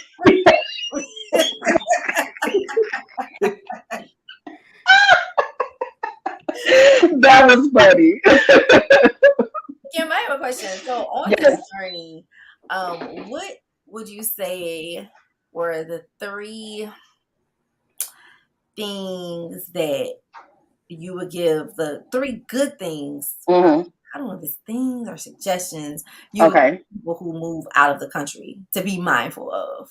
Okay. Um, Can I start off since I've lived abroad before? yeah, go for it. I need some time to think. Go ahead. Okay. One thing that I would suggest anybody visiting or living abroad, don't do anything that you don't do here. Don't start something new. And what I mean that it can be unsafe. Because when I used to live in the Caribbean, it was this young lady, she took missing. She had been on the island for just like a couple of weeks. And they found her, eventually they found her, and she had been killed. But Mm, people had seen her that night riding her bike at 2:30, 3 o'clock in the morning. mm, So if you would not do that at home, why mm, would you go to another country where you definitely are not a new person? You mm, know you are a new person. You don't know who's watching you. So don't do that. Um, so that's like the main thing. And I always like be careful of like if you in some places, a lot of people they walk, to their different locations. Don't go through little small alleyways and different things of that nature because it is not safe. Also know that your U.S. citizenship does not give you any type of privilege anywhere else because there is a lot of people that do not like Americans, no way, shape, form, or fashion. It's almost like, oh, you American, and it's immediately you just experience something different. That's not true for mm. everybody, but being a U.S. citizen and which I thought, being from the South, being here where everything is very polarizing based off of color, is not so much in other countries like that. There is still that underlying, racism that's there. But a lot of times is you a U.S. citizen versus Mm, you're not a U.S. citizen. mm, So those are things that I would say. Also, if you're living in a place and you want to save money, sometimes eating and shopping where the local people eat and mm, shop at will save money because they do have a lot of stuff on the tourist routes and they price gouge mm, out of this mm, world. So mm. those are just some tips that my aunt had told me, going and just as safety and money saving tips. Yeah, yeah. I think that goes into my I pause at using this term, but my common sense bucket, of like you said, don't do drastically different things than you would do where you live. Don't walk down dark alleyways. Like ain't nobody doing that. I'm not Like doing that ever. that's right. This But is still people the do when they world, go out of town, they travel and they do like the weirdest stuff. Like, why would you? Yeah. Yeah. Yeah, So that if kind you ain't of doing it in your own place where you right. accustomed, why do you go somewhere else that you're unfamiliar with Yeah. and try Yeah. these things? It's so That crazy. doesn't make sense, right? So again, that kind of goes into my common sense bucket. I would say if I had to say three things, I have two, and I believe the third one is going to come to me. The first one, the first one that I do want to say is kind of along those common sense lines, recognizing that other countries are not the U.S. So the way Definitely. that other countries' systems work is not how the U.S. system is not the same as how the US system works. So don't try to go to another country and make it a mini US experience. That is not what it's going to be, right? I remember we had gone to Jamaica for our 20th class reunion, and we made reservations on the resort, and we asked for reservations. I'm gonna say, let's say for 16 people. So we get there and we're like, hey, we have reservations, under this name for 16 people. So they were like, bet. So we have a table over here for 4, one over there for 8, and then we have one more table over here for 4. And we were like, so the reservation was for 16. They were like, yeah. So we got a table over here for 4, one over here for 8, and one over there for 4. And we were like, clearly, when we said 16, we mean together. And they were like, you did not say that. Ooh. So we have a table here for 4, one for 8, one for 4. You want it or not? And in that moment, I had an understanding of how much U.S. privilege that we were operating out of, because this is a 5-star resort, blah, blah, blah, blah. And I was like, maybe this is their 5-star experience. We didn't say together. We assumed that they would know what we meant, because in the US, when you say, I want to make a reservation for a party, it's understood that everybody is going to be together. Maybe that's not how they roll here, right? So not coming to another country and expecting things to work the way that they work in the US. Being open to experiences, being open to try different things. Now, when I say try different things, I'm not talking about anything that is going to put you in jail or to cause your life to be at risk. But maybe you've wanted to zip line. Go do it. Maybe you have wanted to see the pyramids. Go do it. Like a lot. Maybe somebody challenged you to eat a grasshopper. Do it. Okay. Huh? Sounds like that happened to you. I did. I won't do it again, but I can say that I did it. I can say that I did it. I did. And I had to have my water on deck. I think I have a video of it on my Instagram page. But allow yourself to be open to different experiences, different cultural foods, different cultural traditions. Like allow yourself to experience, right? Because if you bring your same US mindset to a new country, you're going to miss out on the fullness of that country.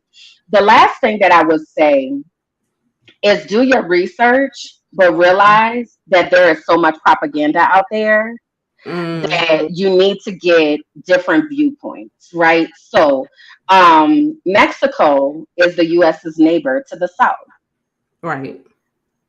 I cannot tell you how many times, and this is from my family to my well-meaning friends to whomever, y'all, I'm moving to Mexico. Be careful because, they might kidnap you in the cartel. And I'm like, so number one, I don't have business with the cartel. So they're not looking for me.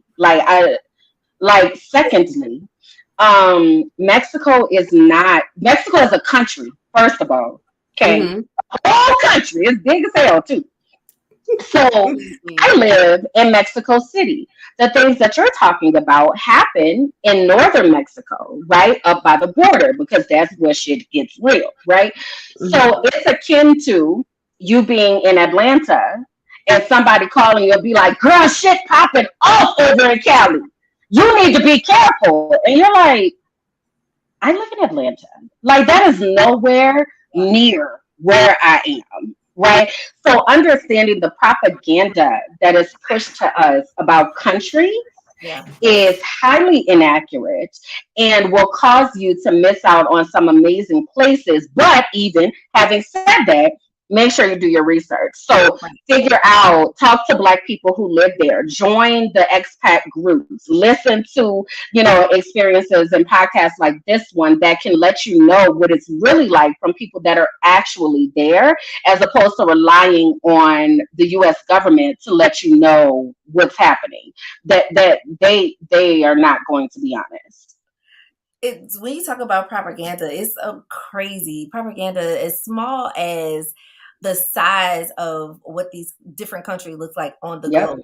Yep. And perfect example, Mexico is huge, and I Huge. knew it was huge, but I didn't realize how huge it was. So my family is talking about trying to plan a trip to Mexico, Mm-hmm. and so one person said, "Oh, let's go to, I don't know if it was Cancun or like Cabo. Oh, Mm-hmm. Cabo and Tulum." Like, well, maybe we could do a day trip. And so my Mm-hmm. brother looks it up, and he was like, "It's almost 56 hours away driving." And so I'm like, so basically, it's like from Cali to New York. Yeah. And if you think about how big Mexico is on the map, when you look at the map, it is not as big Yeah. as it really is on Right. the map. It's not to size. It makes the U.S. look so much bigger. Yeah. But Yeah. that is Africa, the whole continent of Africa, they have this little bitty. Yep. exactly where it is actually the largest landmass, and that is also something that, as I say, the propaganda to try to show that white nations, white states around the world is more larger, so therefore they're Mm-hmm. more populated with Right. white people They're than more it is influential. than other places, and Mm-hmm. that's It's just not. simply But if you think about it, not as small true. as the map size, if they do things with the map, you know they're gonna. Exactly. So, like when you were talking about, you were probably thinking Cabo to Cancun, which this is something else that this is not one of my top tips, but it is. The type of experience. So I saw in here a comment: visiting a place and living in a place is very different. I am here to live. I am not here to visit. I'm not going to Cancun. I'm not going to Tulum. That's the Instagram, let's get this party popping place. Like that's why stuff is popping off because people are going there with the intention to turn up to do things that they normally don't do in the US. Correct. So let me go on over here to Cancun and Tulum and use this country's resources for my benefit. And then I'm gonna go back to the states where they have more rules and regulations, but I got the wild out in Mexico, right? I'm not here for that. So even when I lived in Playa del Carmen, it was a great place for me to land because there were so many accommodations that I was familiar with being from the US, but it was too touristy for me.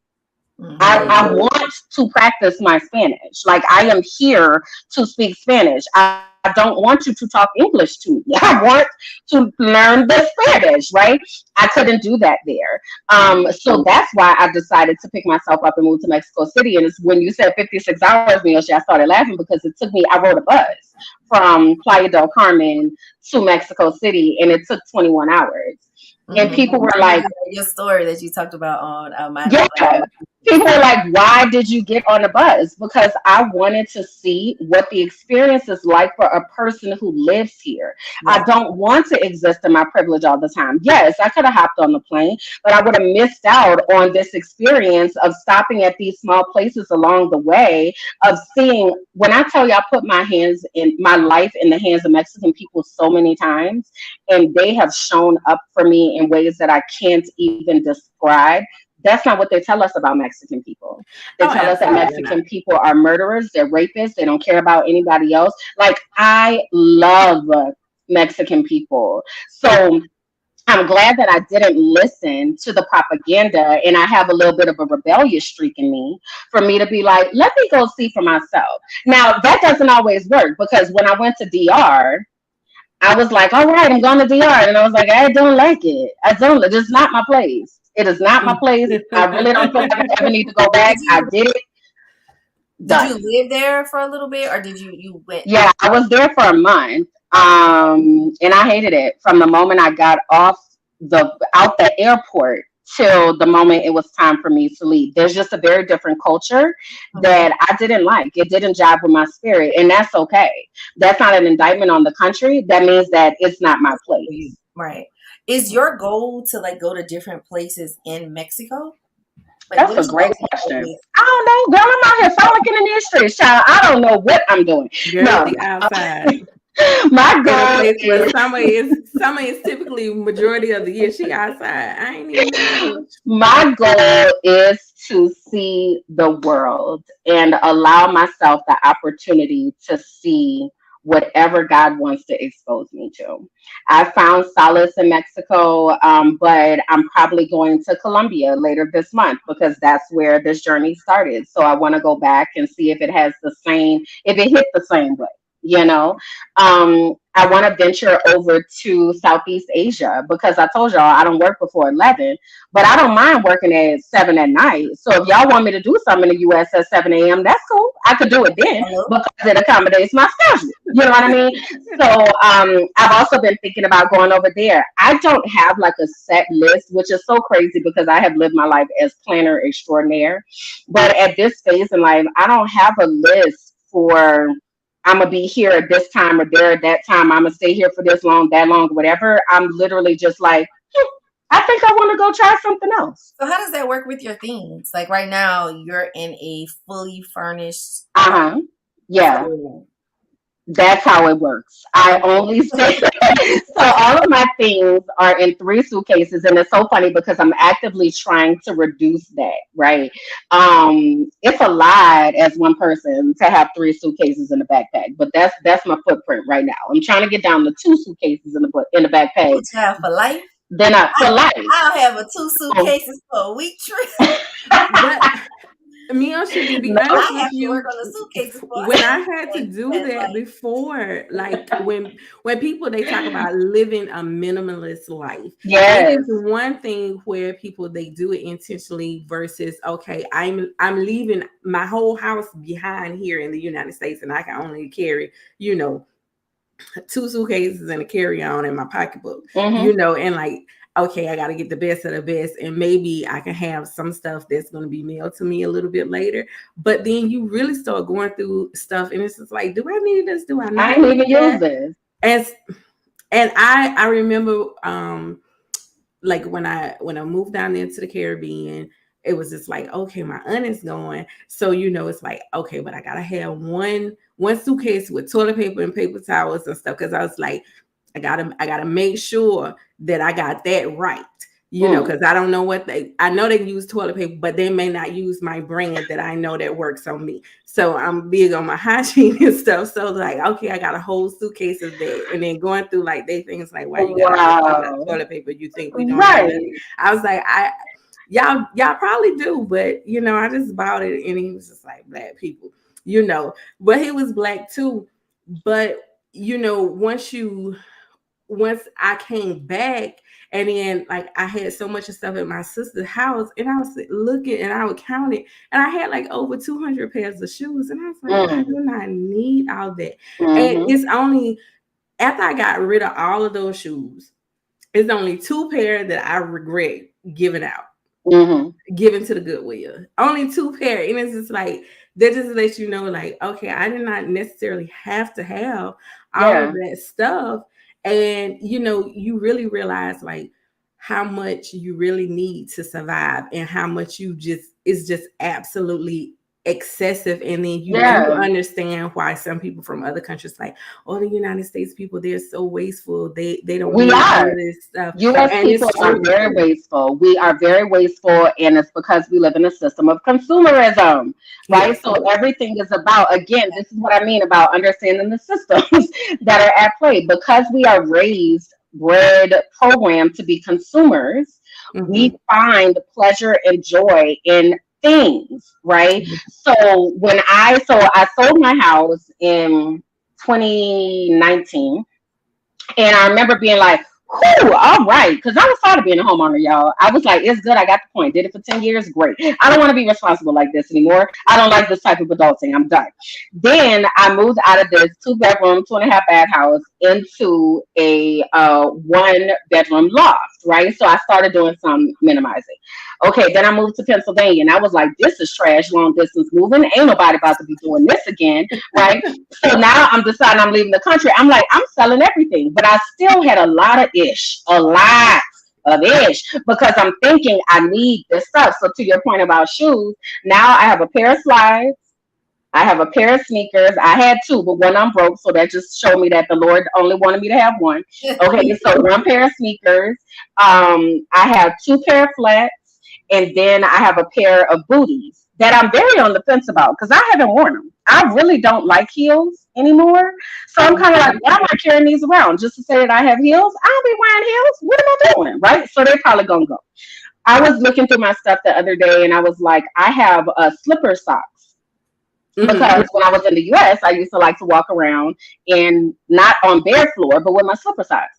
I have not done that one time since I've been in Mexico. Why do I have 5 pair of slipper socks? Goodbye. Right. So it's just stuff like that of really getting to a place of doing an inventory of your things and doing an audit of what you really need in order to maintain this life. So I have gotten to this point where, yes, all of my worldly possessions are in my suitcases and my backpack. I have to be very intentional about my tech setup. That is something that I have to do, right? Because I live this online world. So I, have my 2 monitors. I have my mic. I have my lights. But even with that, like the lights that I use now have a much smaller footprint than the lights I was using before. Getting rid of those. It's just like really trying to find the smallest and most efficient way to exist. So when I go to different countries, I always look for a space that is furnished. I don't want to buy anything. I'm not buying towels. I don't want to buy anything, right? Thinking about comforts, creature comforts, such as my brand of toilet paper. Might have to let that go. They got toilet paper. I'll just have to maybe I have to take more showers, but they have toilet paper. I hear people say things like, "Oh, I had to bring my sheets with me." They have sheets. It is okay. Like they have sheets. So not again getting so mixed up in all of the US centric type of programming and allowing myself to be open to what this experience is like.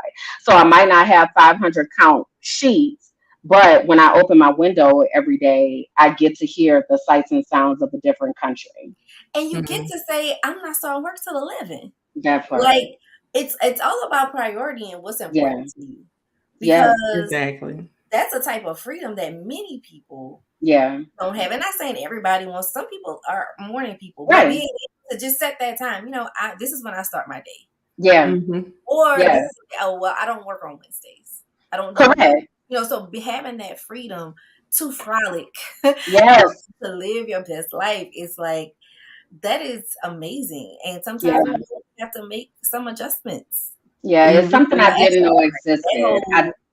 Comfort. Oh, the U.S. has definitely brainwashed us. And I mean, I'm just as guilty, but the reality is, We all are. We all have been subject to it, right? So then, like you said, what are the things that I need to survive? I'm not a person who wants to exist at survival level. So I do believe in having a few comforts. So for instance, like I bring my blanket with me just because it makes me happy inside. So that's the thing that I make space for. But if I know that I'm bringing my blanket, that means I can't have 6 sweatshirts. I can only have 2.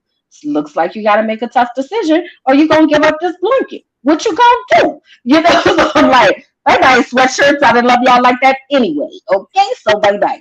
You know what I mean? So it really is these trades. And I don't know if you all are familiar with Marie Kondo.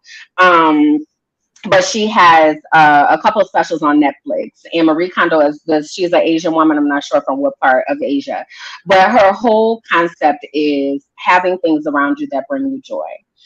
If something does not bring you joy, don't have it with you, right? So that's what I do is like when I pick up objects, for instance, I'll show you an example. I've been sitting here thinking about this for the past couple of days. This is my makeup kit. Right. So I've been trying to think to myself, because again, I have to make space for stuff and I'm trying to lose a suitcase. I was like, do you really need this makeup bag? Like, it's pink, it's cute, but it's taking up a lot of space. What's actually in it? So then I go in and I'm like, this can fit in something else. Why do you have this bulky thing in order? This is not bringing me joy. It's actually stressing me out. Bye-bye, makeup bag. Bye-bye. You're done. Like, it's really that quick. Like, I'll pick something up and just be like, oh, this juice. This brings me joy. I'm going to have more of these. Like, that is my filter for everything. Does it bring my spirit joy? If it does not bring my spirit joy, it has to get out of my face. That's with things. That's with places. That's with people. Must bring me joy. Must feed my spirit. If not, you're not welcome here. Okay. I love it. Yes, and that's those are words to live by, Oh, and it just kind of help you to declutter your life in every Yep. aspect and Yep. stuff. So Yep. that's amazing. That's amazing. Can I ask you this? What are Of some course. like top three things? What do you miss about home? United States home, because I know you said that Mexico is this has become Mm-hmm. a home away from home, but like you say, you was born and raised in New Orleans, nothing would Mm-hmm. never ever take its Mm-hmm. place. I mean, other than just family, you wish you could Mm-hmm. just like, I wish I could bring not all of them, but Yeah. bring some of you with with me so you can have those. Um, But what are some things that you really miss I of would say living one in of the the US? things that's biggest that I miss is the food. Hmm. Um, I miss it, but I don't. So like I miss, and this is just being away from, and this is New Orleans centric. Being away from New Orleans since I was 18. I miss being able to go get a hot sausage sandwich. I miss being able to get a shrimp po' boy. Like I miss, being able to get really fresh seafood. Yeah. But what I said to myself was, now I get to have food that is not filled with hormones. Now I get to eat tacos, original tacos, Hmm. every day if I want to, right? So I try to like reprogram it. But that's one thing, it's the food. Um, Something else that I miss is not having to do mental gymnastics for things that feel small.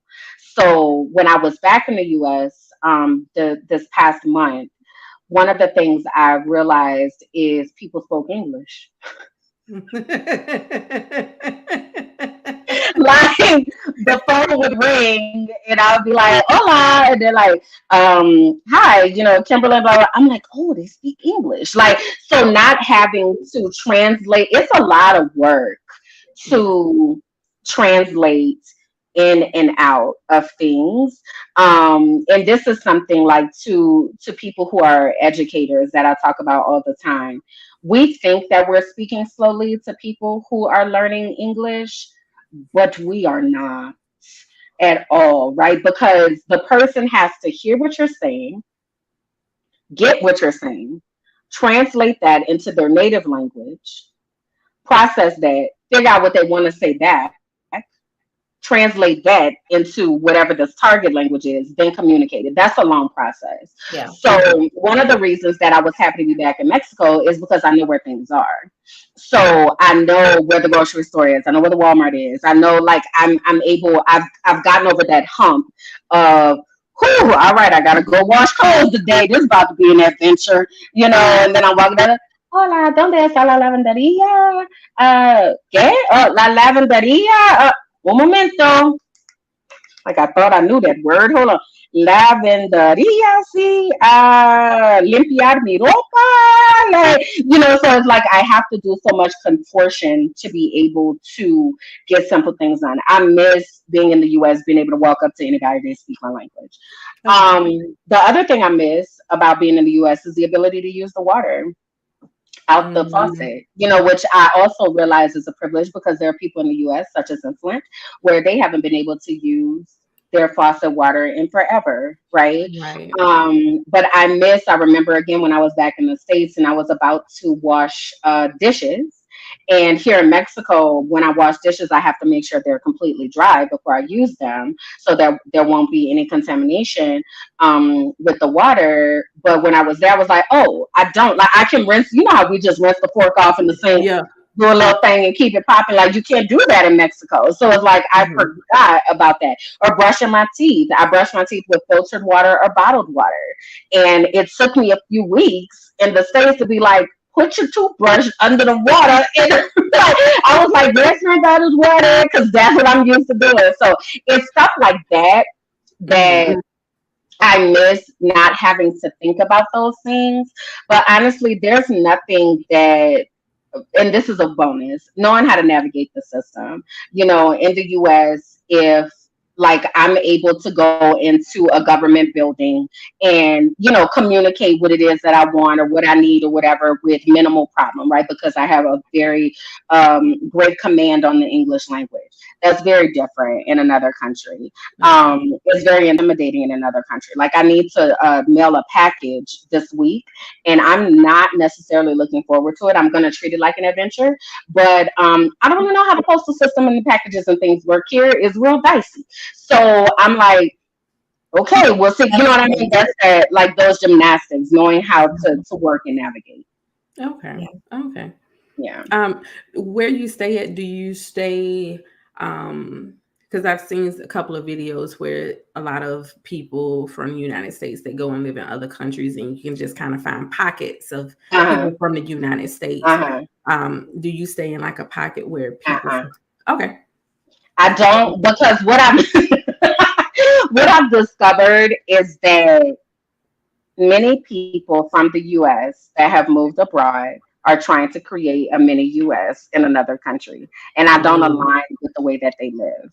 So no, I don't want to be around your entitled privileged self. No. So I try to be as far away, honestly, from those pockets of people. I might go and visit when I feel like being bothered, but most of the time I want to live in Mexico. I want to know it is Mexico. I want to live in whatever country I am without feeling like it's a mini US. That's why I left the US. I don't want another one. How is Oh, well, we have a question from the chat. How does Mexico deal with the pandemic? Much more seriously than the U.S. So we can attest to that in Puerto Rico. We have to wear masks. Masks have been mandatory the entire time. So I moved here in December. No, I moved to Mexico in October of 21. I moved here to Mexico City in December of 21. Masks are mandatory. They got a little relaxed with masks outside, but if you're in a building, you are required to wear your mask. So much to the point when I came back, I was going through customs and I had pulled my mask down so that the customs person could see my face. And she was like, pull your mask up. Like, and I was like, okay. And she's like, la mascarilla. Like, and I was like, what? No, Cito. Like, I was like, I thought you needed to see my face. And she's like, no, masks are mandatory. And I was like, yes, ma'am. Like, they take things very seriously. There's hand sanitizer at every place. You have to sanitize your shoes before you walk into places. Oh, wow. They're not so good with the social distancing right now, but I have a feeling that's about to change, especially because of the BA5 and the monkeypox and such. So, but they are much more serious about COVID. Like if you look at some of my videos, you'll see people in masks. Like they are like, COVID is a thing. Put your mask on. Yeah. Right. We have another question. Do you need a visa to live in Mexico? No. So you don't need a visa before you get here. Let's say that. So they will give you a tourist visa. It's called, if you come by plane, they'll give you a form that you fill out. It's called a FMM. And this is the form where you tell them where you're going to be and all of that. So technically on the books, you get 180 days in Mexico when you come. You get up to 180 days, but it's dependent on the customs agent that you speak to of how many of those 180 days you're going to get. So when I first when I moved to Playa, I moved there in October. I left to come back to the States for Thanksgiving, and then I came back. I don't know how many days were on my original FMM. It was very illegible, and I didn't know to ask. So then when I got back, I was like, okay, I know I want to be here 180 days. I need to advocate for myself, right? So I was like, ¿cuántos días? And the representative was like, how many do you need? And I was like, all of them. So she was like, okay. Like, and I got the 180 days. When I got back this time, I flew into Mexico City because that was through Cancun's airport. So I flew into Mexico City this time, and I'm only going to be here maybe like a month this time. So she was like, how many days do you need? And I said, 1 month, uno mes. And she was like, okay. She gave me 3. Okay, cool.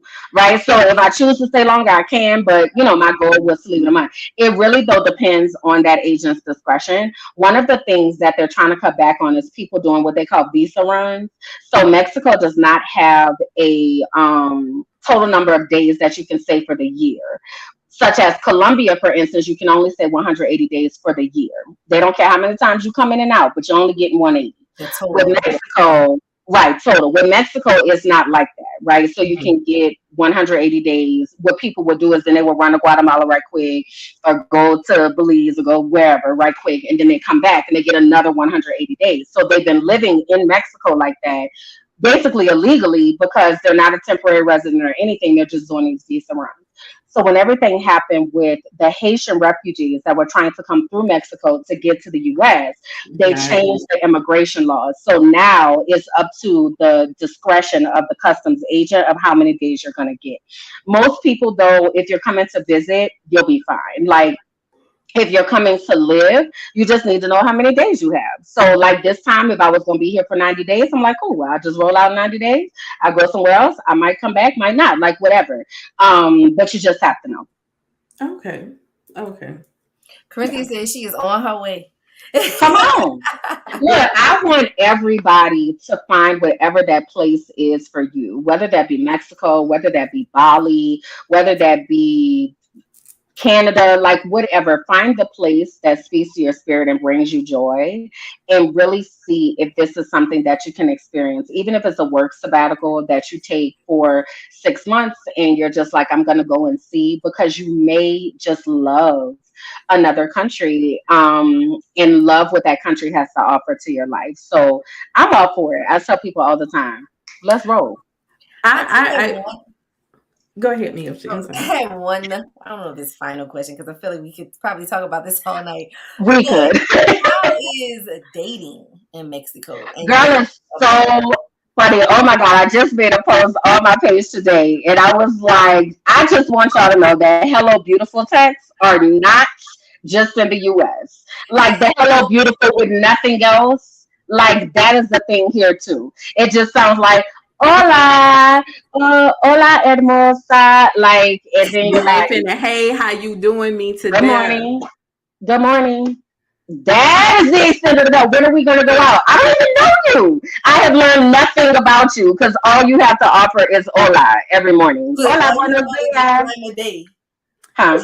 I said all they know is the time of day. Good morning. That's it. I will say this because prior to me leaving the United States, I was talking to this Hispanic guy, and he told me off real he was illegal. And I was like, well, if they come over here, I'm not gonna hide you, because my whole thing is like, I know Americans and they ain't legal either, so it's like I ain't discriminating. But like one thing I will say, because at the top of my list is it'll always be a Black man that I love the most in the Mexico. But right after that, a Hispanic man, especially one that is from Mexico. They are very, very family oriented. They are, and they're very loving. I would say that they're very loving. Like he came to the house. Every time he would come to the house, he was going to bring something. And I remember, like, I kept like this little calendar thing that he had gave me with all these different little stuff on there, and it was just always something.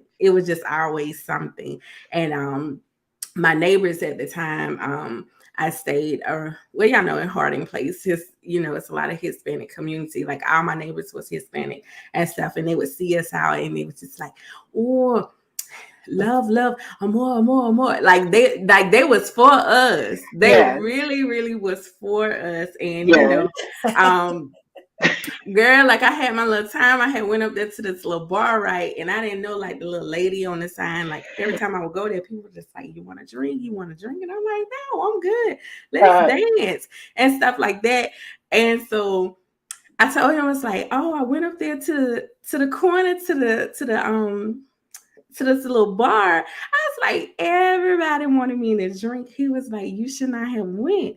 I was like, "Why?" I said, "They welcomed me in there." It wasn't like, "Oh, what her black ass doing in here?" Like, what was the reason? Right. Like, girl, this little place was like the two little women. This is what he told me. I don't know if it's true or not. I never asked nobody else, and I never went back. But like they keep asking the women, do they want a drink? So it's like the bar sell the drinks through the women. So you kind of like unofficially employed there. So if they buy a drink for you, they spending like $10.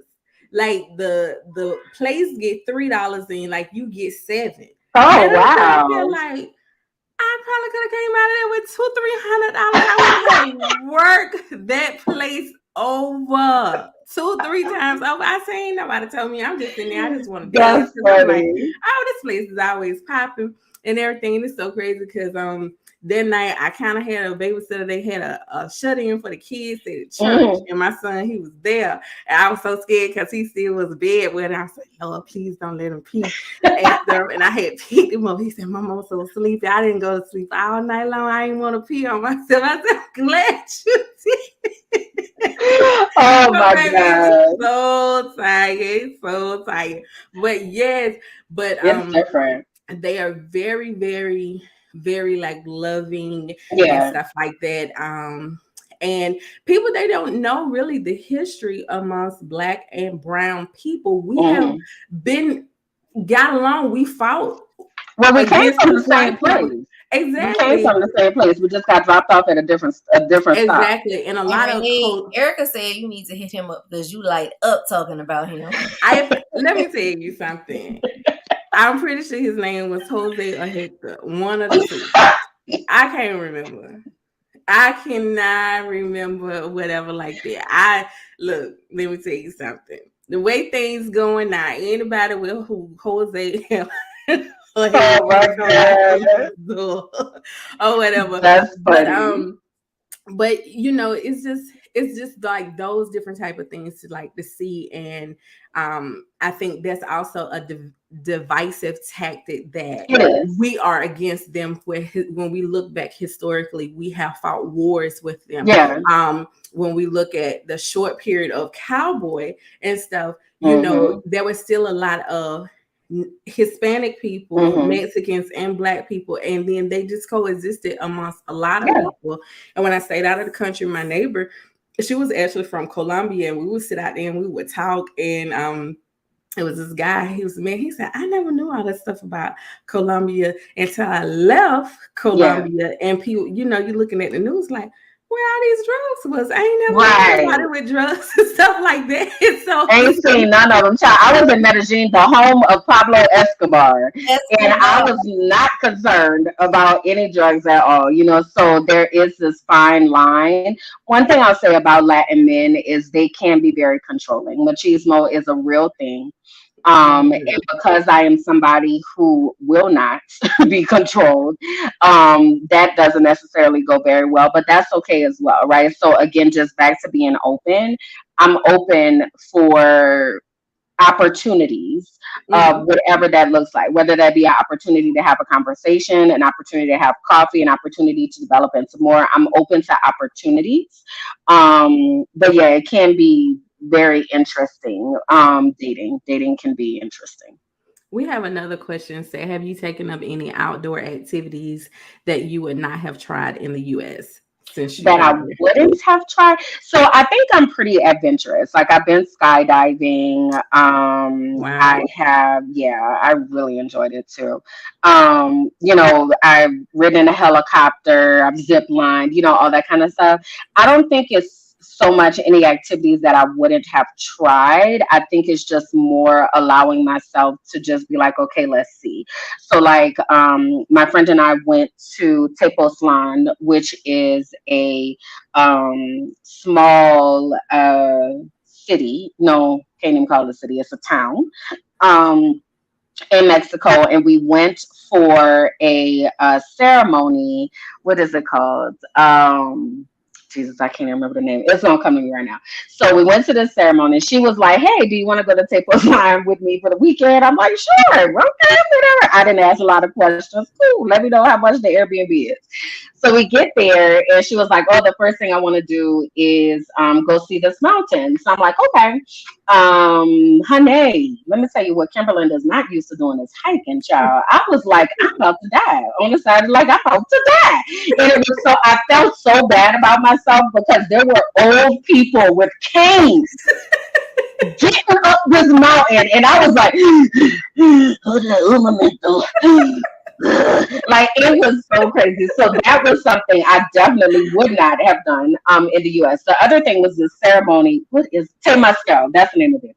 So Temazcal ceremony is I'm sorry. The story is crazy. I might have to tell the whole story on the page, but a Temazcal ceremony is it's like a spiritual ceremony. So you have some cacao, and cacao is the raw material that they make chocolate out of. So you have some cacao, and you get into like this dirt hut, and they heat up some rocks, and then they put the rocks in inside the middle of the hut, and they pour water on it. So this like dirt hut igloo type of situation fills up with steam, and then they're saying like all types of things, which my friend had to translate because I was like, I didn't know what he's saying. But it's like, you know, open up your womb to the ancestors or the things or whatever, right? So that was crazy enough. But then I had wanted a massage afterwards, right? So again, I didn't ask her a whole bunch of questions. She just told me this was available. So I go, so we have the whole, you know, ceremony or whatever. And I was like, "Where's the massage?" You know, she's translating from, "Where's the massage going to be?" So he's like, "Right here in this dirt hut." Okay. Okay. Now, mind you, the place where we're at, they didn't even have a bathroom. Like it was an outhouse. It's in the middle of nowhere. I don't even know, right? So like, okay, so we're gonna have the massage is gonna be here. Okay, so they like dragging some blankets and stuff and lay it out, you know, to do this massage. I don't even know, like he was rubbing mud on me, all in my hair, just like everywhere. That ain't the worst part though. So then he's like, I'm not gonna say worse. That's not the craziest part. So he takes his hand and puts his hand on my heart, and then he takes my hand and puts my hand on his heart. Now again, I have no idea what he was saying, okay? And he's speaking some type of dialect of Spanish, but not like Spanish for real. So he's saying whatever he's saying, and I'm just in there in the pitch black, okay, in the dirt hut, trying to figure out what's going on. Girl, why this man like cuddled with me? Like, you got a zaddy massage. sir, I don't know what is going on right now, sir. This is what is happening? Like he's saying what he's saying, and he got his hand on my heart. I'm like, I don't know what is happening. So I remember when it said, "Oh my God." I had to pray about it. I was like, "Lord, whatever he said, if it was some kind of curses or something, I don't know, take it away." But I crawled out of the hut afterwards, and my friend was like, "You had to crawl in and out." I just imagine you crawling. Sorry. Like I got all this mud and stuff on you in your hair. Like, what that happened over here in this homemade sauna? You understand? So my friend is like, "How was it?" And I was like, "I'm ready to go." Like, she was like, "Well, they prepared some water, so they had heated some water up on the fire, and then I had to like scoop the water out to get this mud off of myself." I'm like, "I'm good. I'm good. I'm good. I'm good. We ready? Are we ready?" That was crazy. Like that is something. So it's not necessarily that I wouldn't have tried it in the US, but that was a very unique experience that, yeah, that was a lot. That was a lot. So they're just different experiences here. Erica said, "You know exactly what was happening." And Nah, she said, "Now y'all can I put it right. Y'all was almost married because when you put your hand on my heart and I'm putting your hand, you know, that's like two hearts beating at one day. I made songs about that." So I didn't sign up for this. I just wanted a massage. I was thinking girl, massage table. you crawl through the door. And afterwards, like, where the Like, I massage really wanted my neck and my back. He massaged my You know, I got these knots in my shoulders. I thought you was gonna work them out. Like, what is this? It was so interesting. So again, one of the things that I would not do again, but I can say that I did it. It is a very interesting story to tell. So yeah, that was really fun. I would want to go, but I ain't trying to get no massage. And if they try to tell me, it's like, look, I know this girl, she had a massage. I don't know. She may be married to one of y'all right now. Right. She has ran away. But I ain't going to tell you where she went to. I just don't want to be on the run with her as well. And look, I done changed my hair color and everything. So probably they won't be able to find me. No, but the first part of the ceremony was actually pretty interesting. Again, I don't know what all he was saying, but it has something to do with connecting our spirit to Mother Earth and the ancestors and opening ourselves to different experiences. So it was like kind of like supposed to be a spiritual type of thing, but the massage for me just like threw it. It just threw it. Yeah. Okay, we have another question. Some people believe all the kids in Africa are starving and that there is only one hotel in Rwanda. So, but what's one thing people believe that's not true about Mexico or its people? That's a good question. So one of the first things that stood out to me about Mexico City specifically is how clean it is. So if you've ever been to New York, if you've ever been to New Orleans, you know that there is trash on the streets piled up just all the time. All the time, right? Mexico City would never. It is people's actual job to sweep the streets all day. Like they have a cart, they have two trash cans, they have their brooms. Like that is their job. They sweep the streets all day. So when you look at my videos over on Minding My Black Ass Business, you can see how clean it is here. You're very hard pressed to find places where there's a lot of trash just hanging out. Um, if somebody's not already in the process of cleaning it, they on the way to clean this. So that's something for me because I feel like the images that I had gotten about Mexico prior to getting here is that it's like a war zone. You know, it's just the cartel out here. You got to step over dead bodies to get to whatever, you know, and it's just not like that at all. It is very much real life. Like Mexico City is a city. You know, it's like New York, except clean. And it's one of the largest cities in the world too. That a lot yes, of people don't even realize. Like, yes, it is. It's like 24 million people. Okay, oh that's wow, a lot. Yeah. So that's almost four times as many people that's in New York. Yeah. And they have the ability to keep it clean. Yeah, so that's one of the things. As far as the people, I think I spoke to a little bit earlier, is just people just have this preconception that Mexican people are out to kidnap everybody, you know, everything is cartel driven, and that's not true. There are places in the country where that happens. So I don't want to negate those experiences of people. That does happen in northern Mexico and in certain narco states. But Mexico City is not one of them. So I feel very safe here, very comfortable. You know, you will find me walking to the park at midnight. Yeah, because I'm about to go skip through the park and people are in there with their dogs and whatever. Like, yeah. So something like that is really common. The police, there is a police presence, but the police are not harassing. They are there to make sure that people are safe. And you know, that's just that. So it's nothing. It's nothing like what I saw on TV. Nothing. So, okay, so this will be the last question. Okay. What is the thing for anyone listening, if they're contemplating living in another country or even taking an extended amount of time? They say, oh, I want to take 3 to 6 months out of the year and I want to live abroad. What would you suggest for them? What would be your advice? So the first thing I would say is make sure that you understand how you're going to be making a living, right? Whether that means saving up some money ahead of time, or that means having some place to tap into finances to be replenished.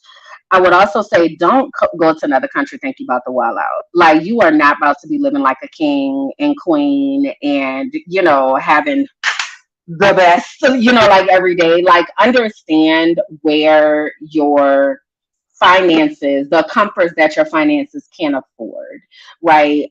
For instance, for me, I cannot do old bathrooms. I can't do it. I have a condition. I'm okay with that. I cannot do it. Like I have left Airbnbs and been like, I can't do it. I You like can't. the bathroom? No. I can't. Like that is a line for me. Like even if I could kind of be like, well, okay, that bathroom, oh, that's gonna tell the story of whether I can stay there or not. I know that about myself. So that means that I'm looking at a particular type of a level of having to pay for my accommodations because I am not going to stay in a place where there's an old bathroom. So when people say, "Oh, you can go to a different country, whatever it is, and you can get a place for like $200 a month," that is very true. Is that place though going to meet your standard for living? For Kimberland, it does not at all. Like I know I'm not doing that, but it is possible, right? So I feel like you have to be honest with yourself about what you need to have in order to feel comfortable, what you need to Mhm. have in order to feel joyful and at peace, so that you're not putting yourself in a situation of saying, I got here, but I'm hating it the entire time because I compromised on something that is important to me. So you Yeah. have to know what is important to you before you choose any country. And then the last thing I would say is just be open. Like, just be open to allowing the situation to present itself in the way that it is going to. We do a lot of planning in life, and that's good, right? Because if you fail to plan, you plan to fail. But be flexible, be flexible in allowing yourself to pivot when it's time, right? I started out in one city and I was like, yeah, this ain't my vibe. So I went to another city. If I decide I go to a country and I don't like it, well, I'm going to leave. Like, you know what I mean? So don't feel like you have to be boxed in to what you said you were going to do. Allow yourself the flexibility to be able to pivot if that needs to be done. And the last thing I will say is be very, very conscious and careful of who you talk to about what you're doing. There are a lot of well-meaning people who mean the best, yet they are projecting their fears onto Mhm. you. If God has given you understanding of what you are supposed to do, trust that. Those people were not on the call. It was not a conference call. It was your assignment. It was your call. Stand in that firmly, right? Even when they don't understand. So I have people in my life where they'll be like, where are you going? And I'm like, I don't know. That is the real answer. I don't know. But unfortunately, their life limits them to understanding that I don't know, because their life doesn't work that way. So I have to be very aware of how I communicate and who I communicate to. Where there are other people that I'll be like, I think I'm gonna go to Brazil next week. And they're like, bet, send me pictures, I love that for you. so it's like you have to know, you want to make sure if you're thinking about making this transition, understand that people are not going to understand, and that is okay. As long as you understand and you are clear and confident in your mission, then you go forth and be great. They'll come along later or they won't. Maybe their season has expired and God is making room for new people to enter your life who are going to support you in a way that feels like support. So those would be my advices for those who are looking to take the lead. Man, this has been such a great conversation. Okay, one more It question. is. Where can people find you? No, no, no. That's No, an where easy can one. people That's an find easy you one. and follow you? 'Cause I know you said it earlier, but I want to make sure people, I know you have several platforms that you do work. You talked about your personal coaching. So Yes. people trying to find themselves and find out what they're great at, you can reach out to Kimberly. I mean, the girl does the things, okay? So where The can queen they of find you? everything.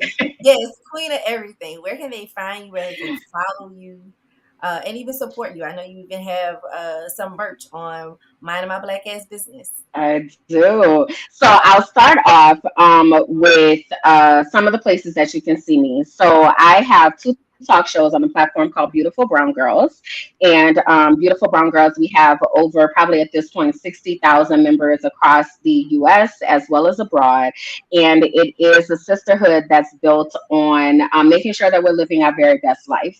So every other Monday, I have a show on there called Brown Conversations, where myself and my co-host Sab, we talk about things that matter to Brown people and the people we care about. So that's every other Monday at 8 p.m. Eastern, 7 p.m. Central. Then I have another show on Beautiful Brown Girls called Brown Girl Boss. And that's where I interview brown women who are doing amazing things in the world, introduce them to the community, give them an opportunity to share their brilliance with the world, and then connect our community to them. So that show comes on Wednesdays at 8 p.m., 7 p.m. Central. And again, those are on the page called Beautiful Brown Girls on Facebook. I also have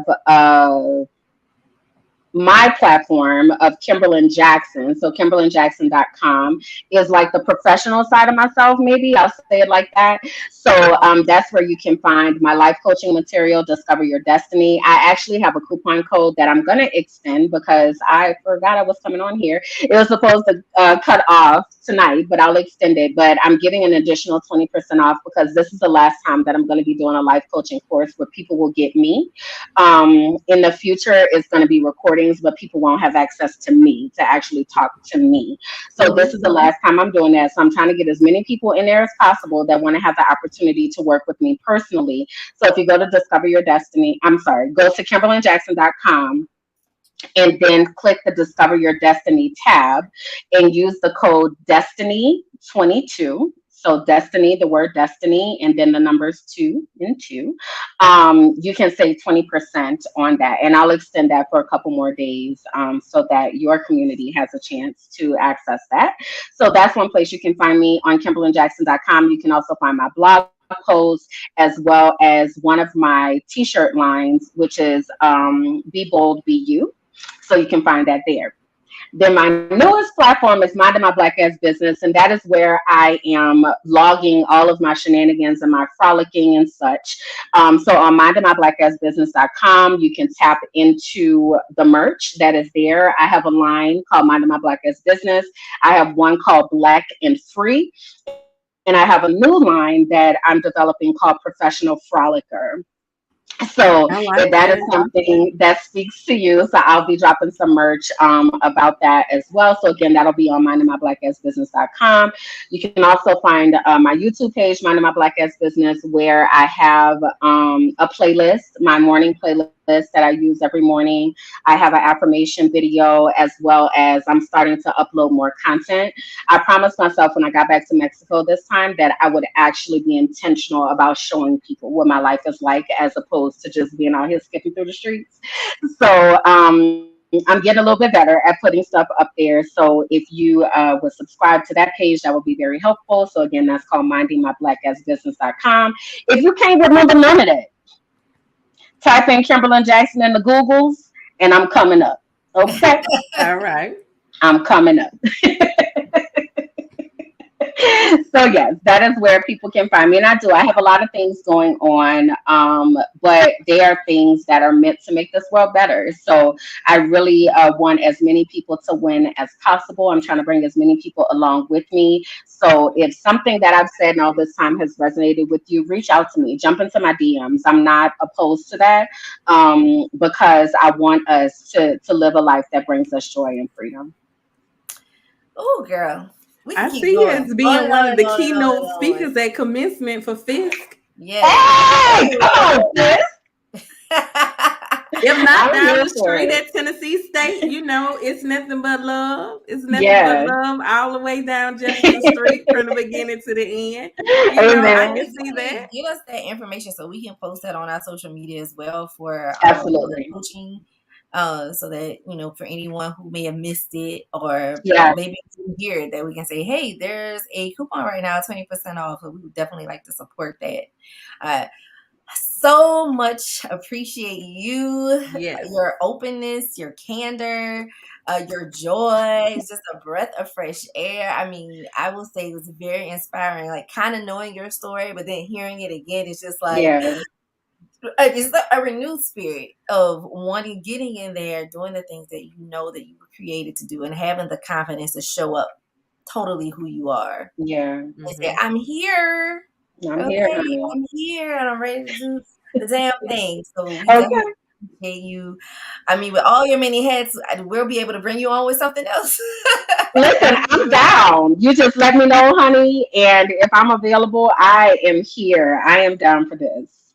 Yes, I Awesome, definitely awesome. appreciate this. This is have, for those who may not have tuned in or went to church today, if it has been such a whole lot of things because there's a lot of amens. It's like, oh, that's a word right there. And church happens and word can be brought to live by, not Amen. just in In the that house. building. Come on. Yes, and we're all ministers. So I definitely thank you, just your ministry and letting God lead you so Yeah. that you can lead others, and letting people know, like, guess what? It's all right. It's all right. And, always to take away, I think with a lot of people, their stories, it's just like, God is your source. When it's just Yeah. like, you know what? Bills need to be due, but I'm finna go to bed. I know you got it. Ain't no need for me to stay up all night because I'm standing Oh, up.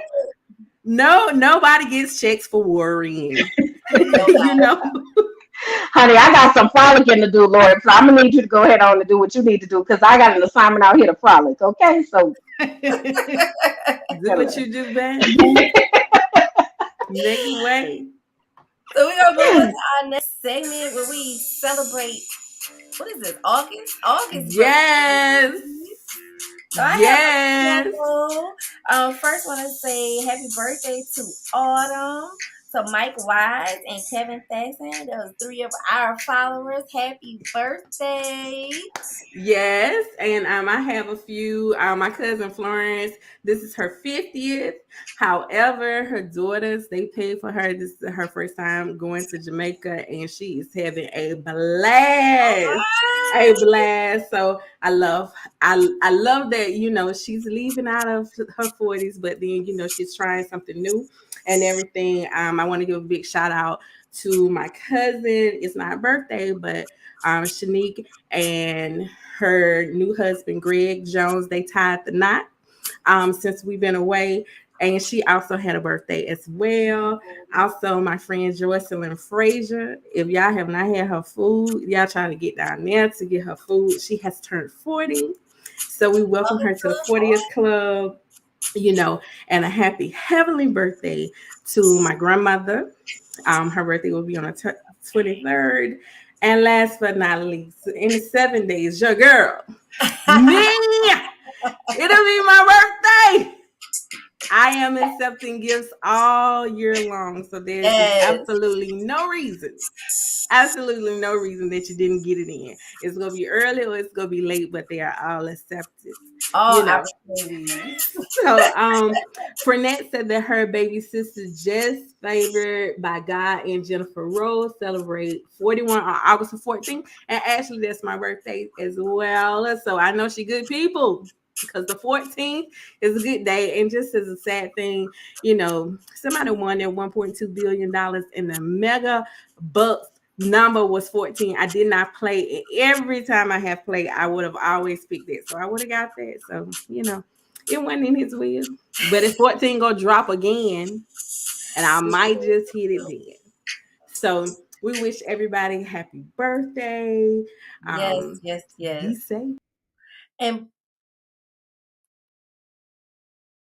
please, I didn't mean to remove you. Okay, I was like, "Ooh, what happened to me?" I'm here. Sorry. Look, I was ready to jump in. I was like, listen, I got you. What's up?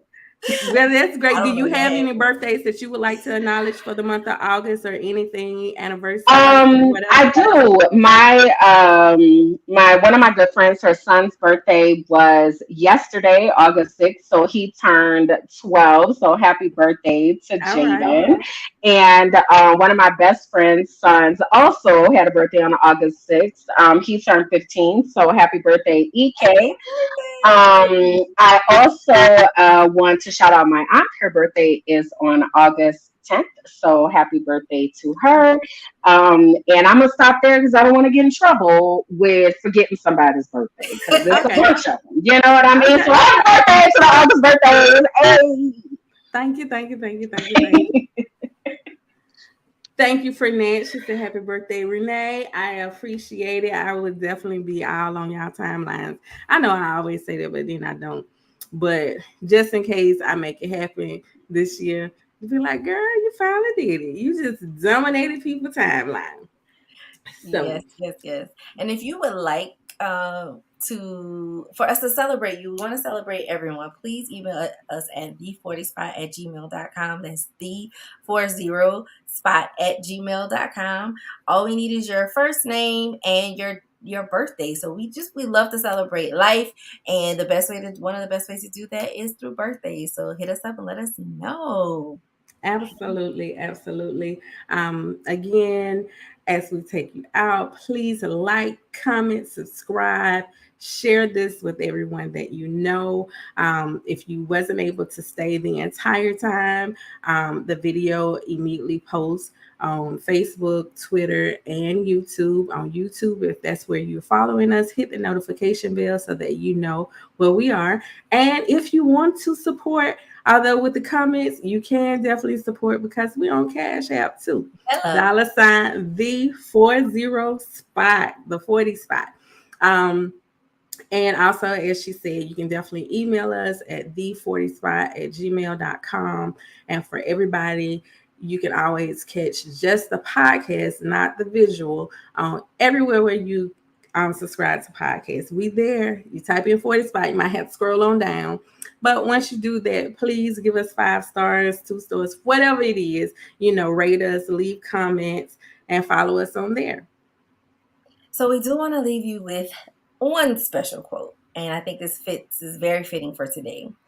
Jobs fill your pockets, adventures fill your soul. So go out, enjoy, dream, build that confidence. Have a wonderful 2 weeks. We will see you August 21st. Have a wonderful week. Good night. Good night. Bye.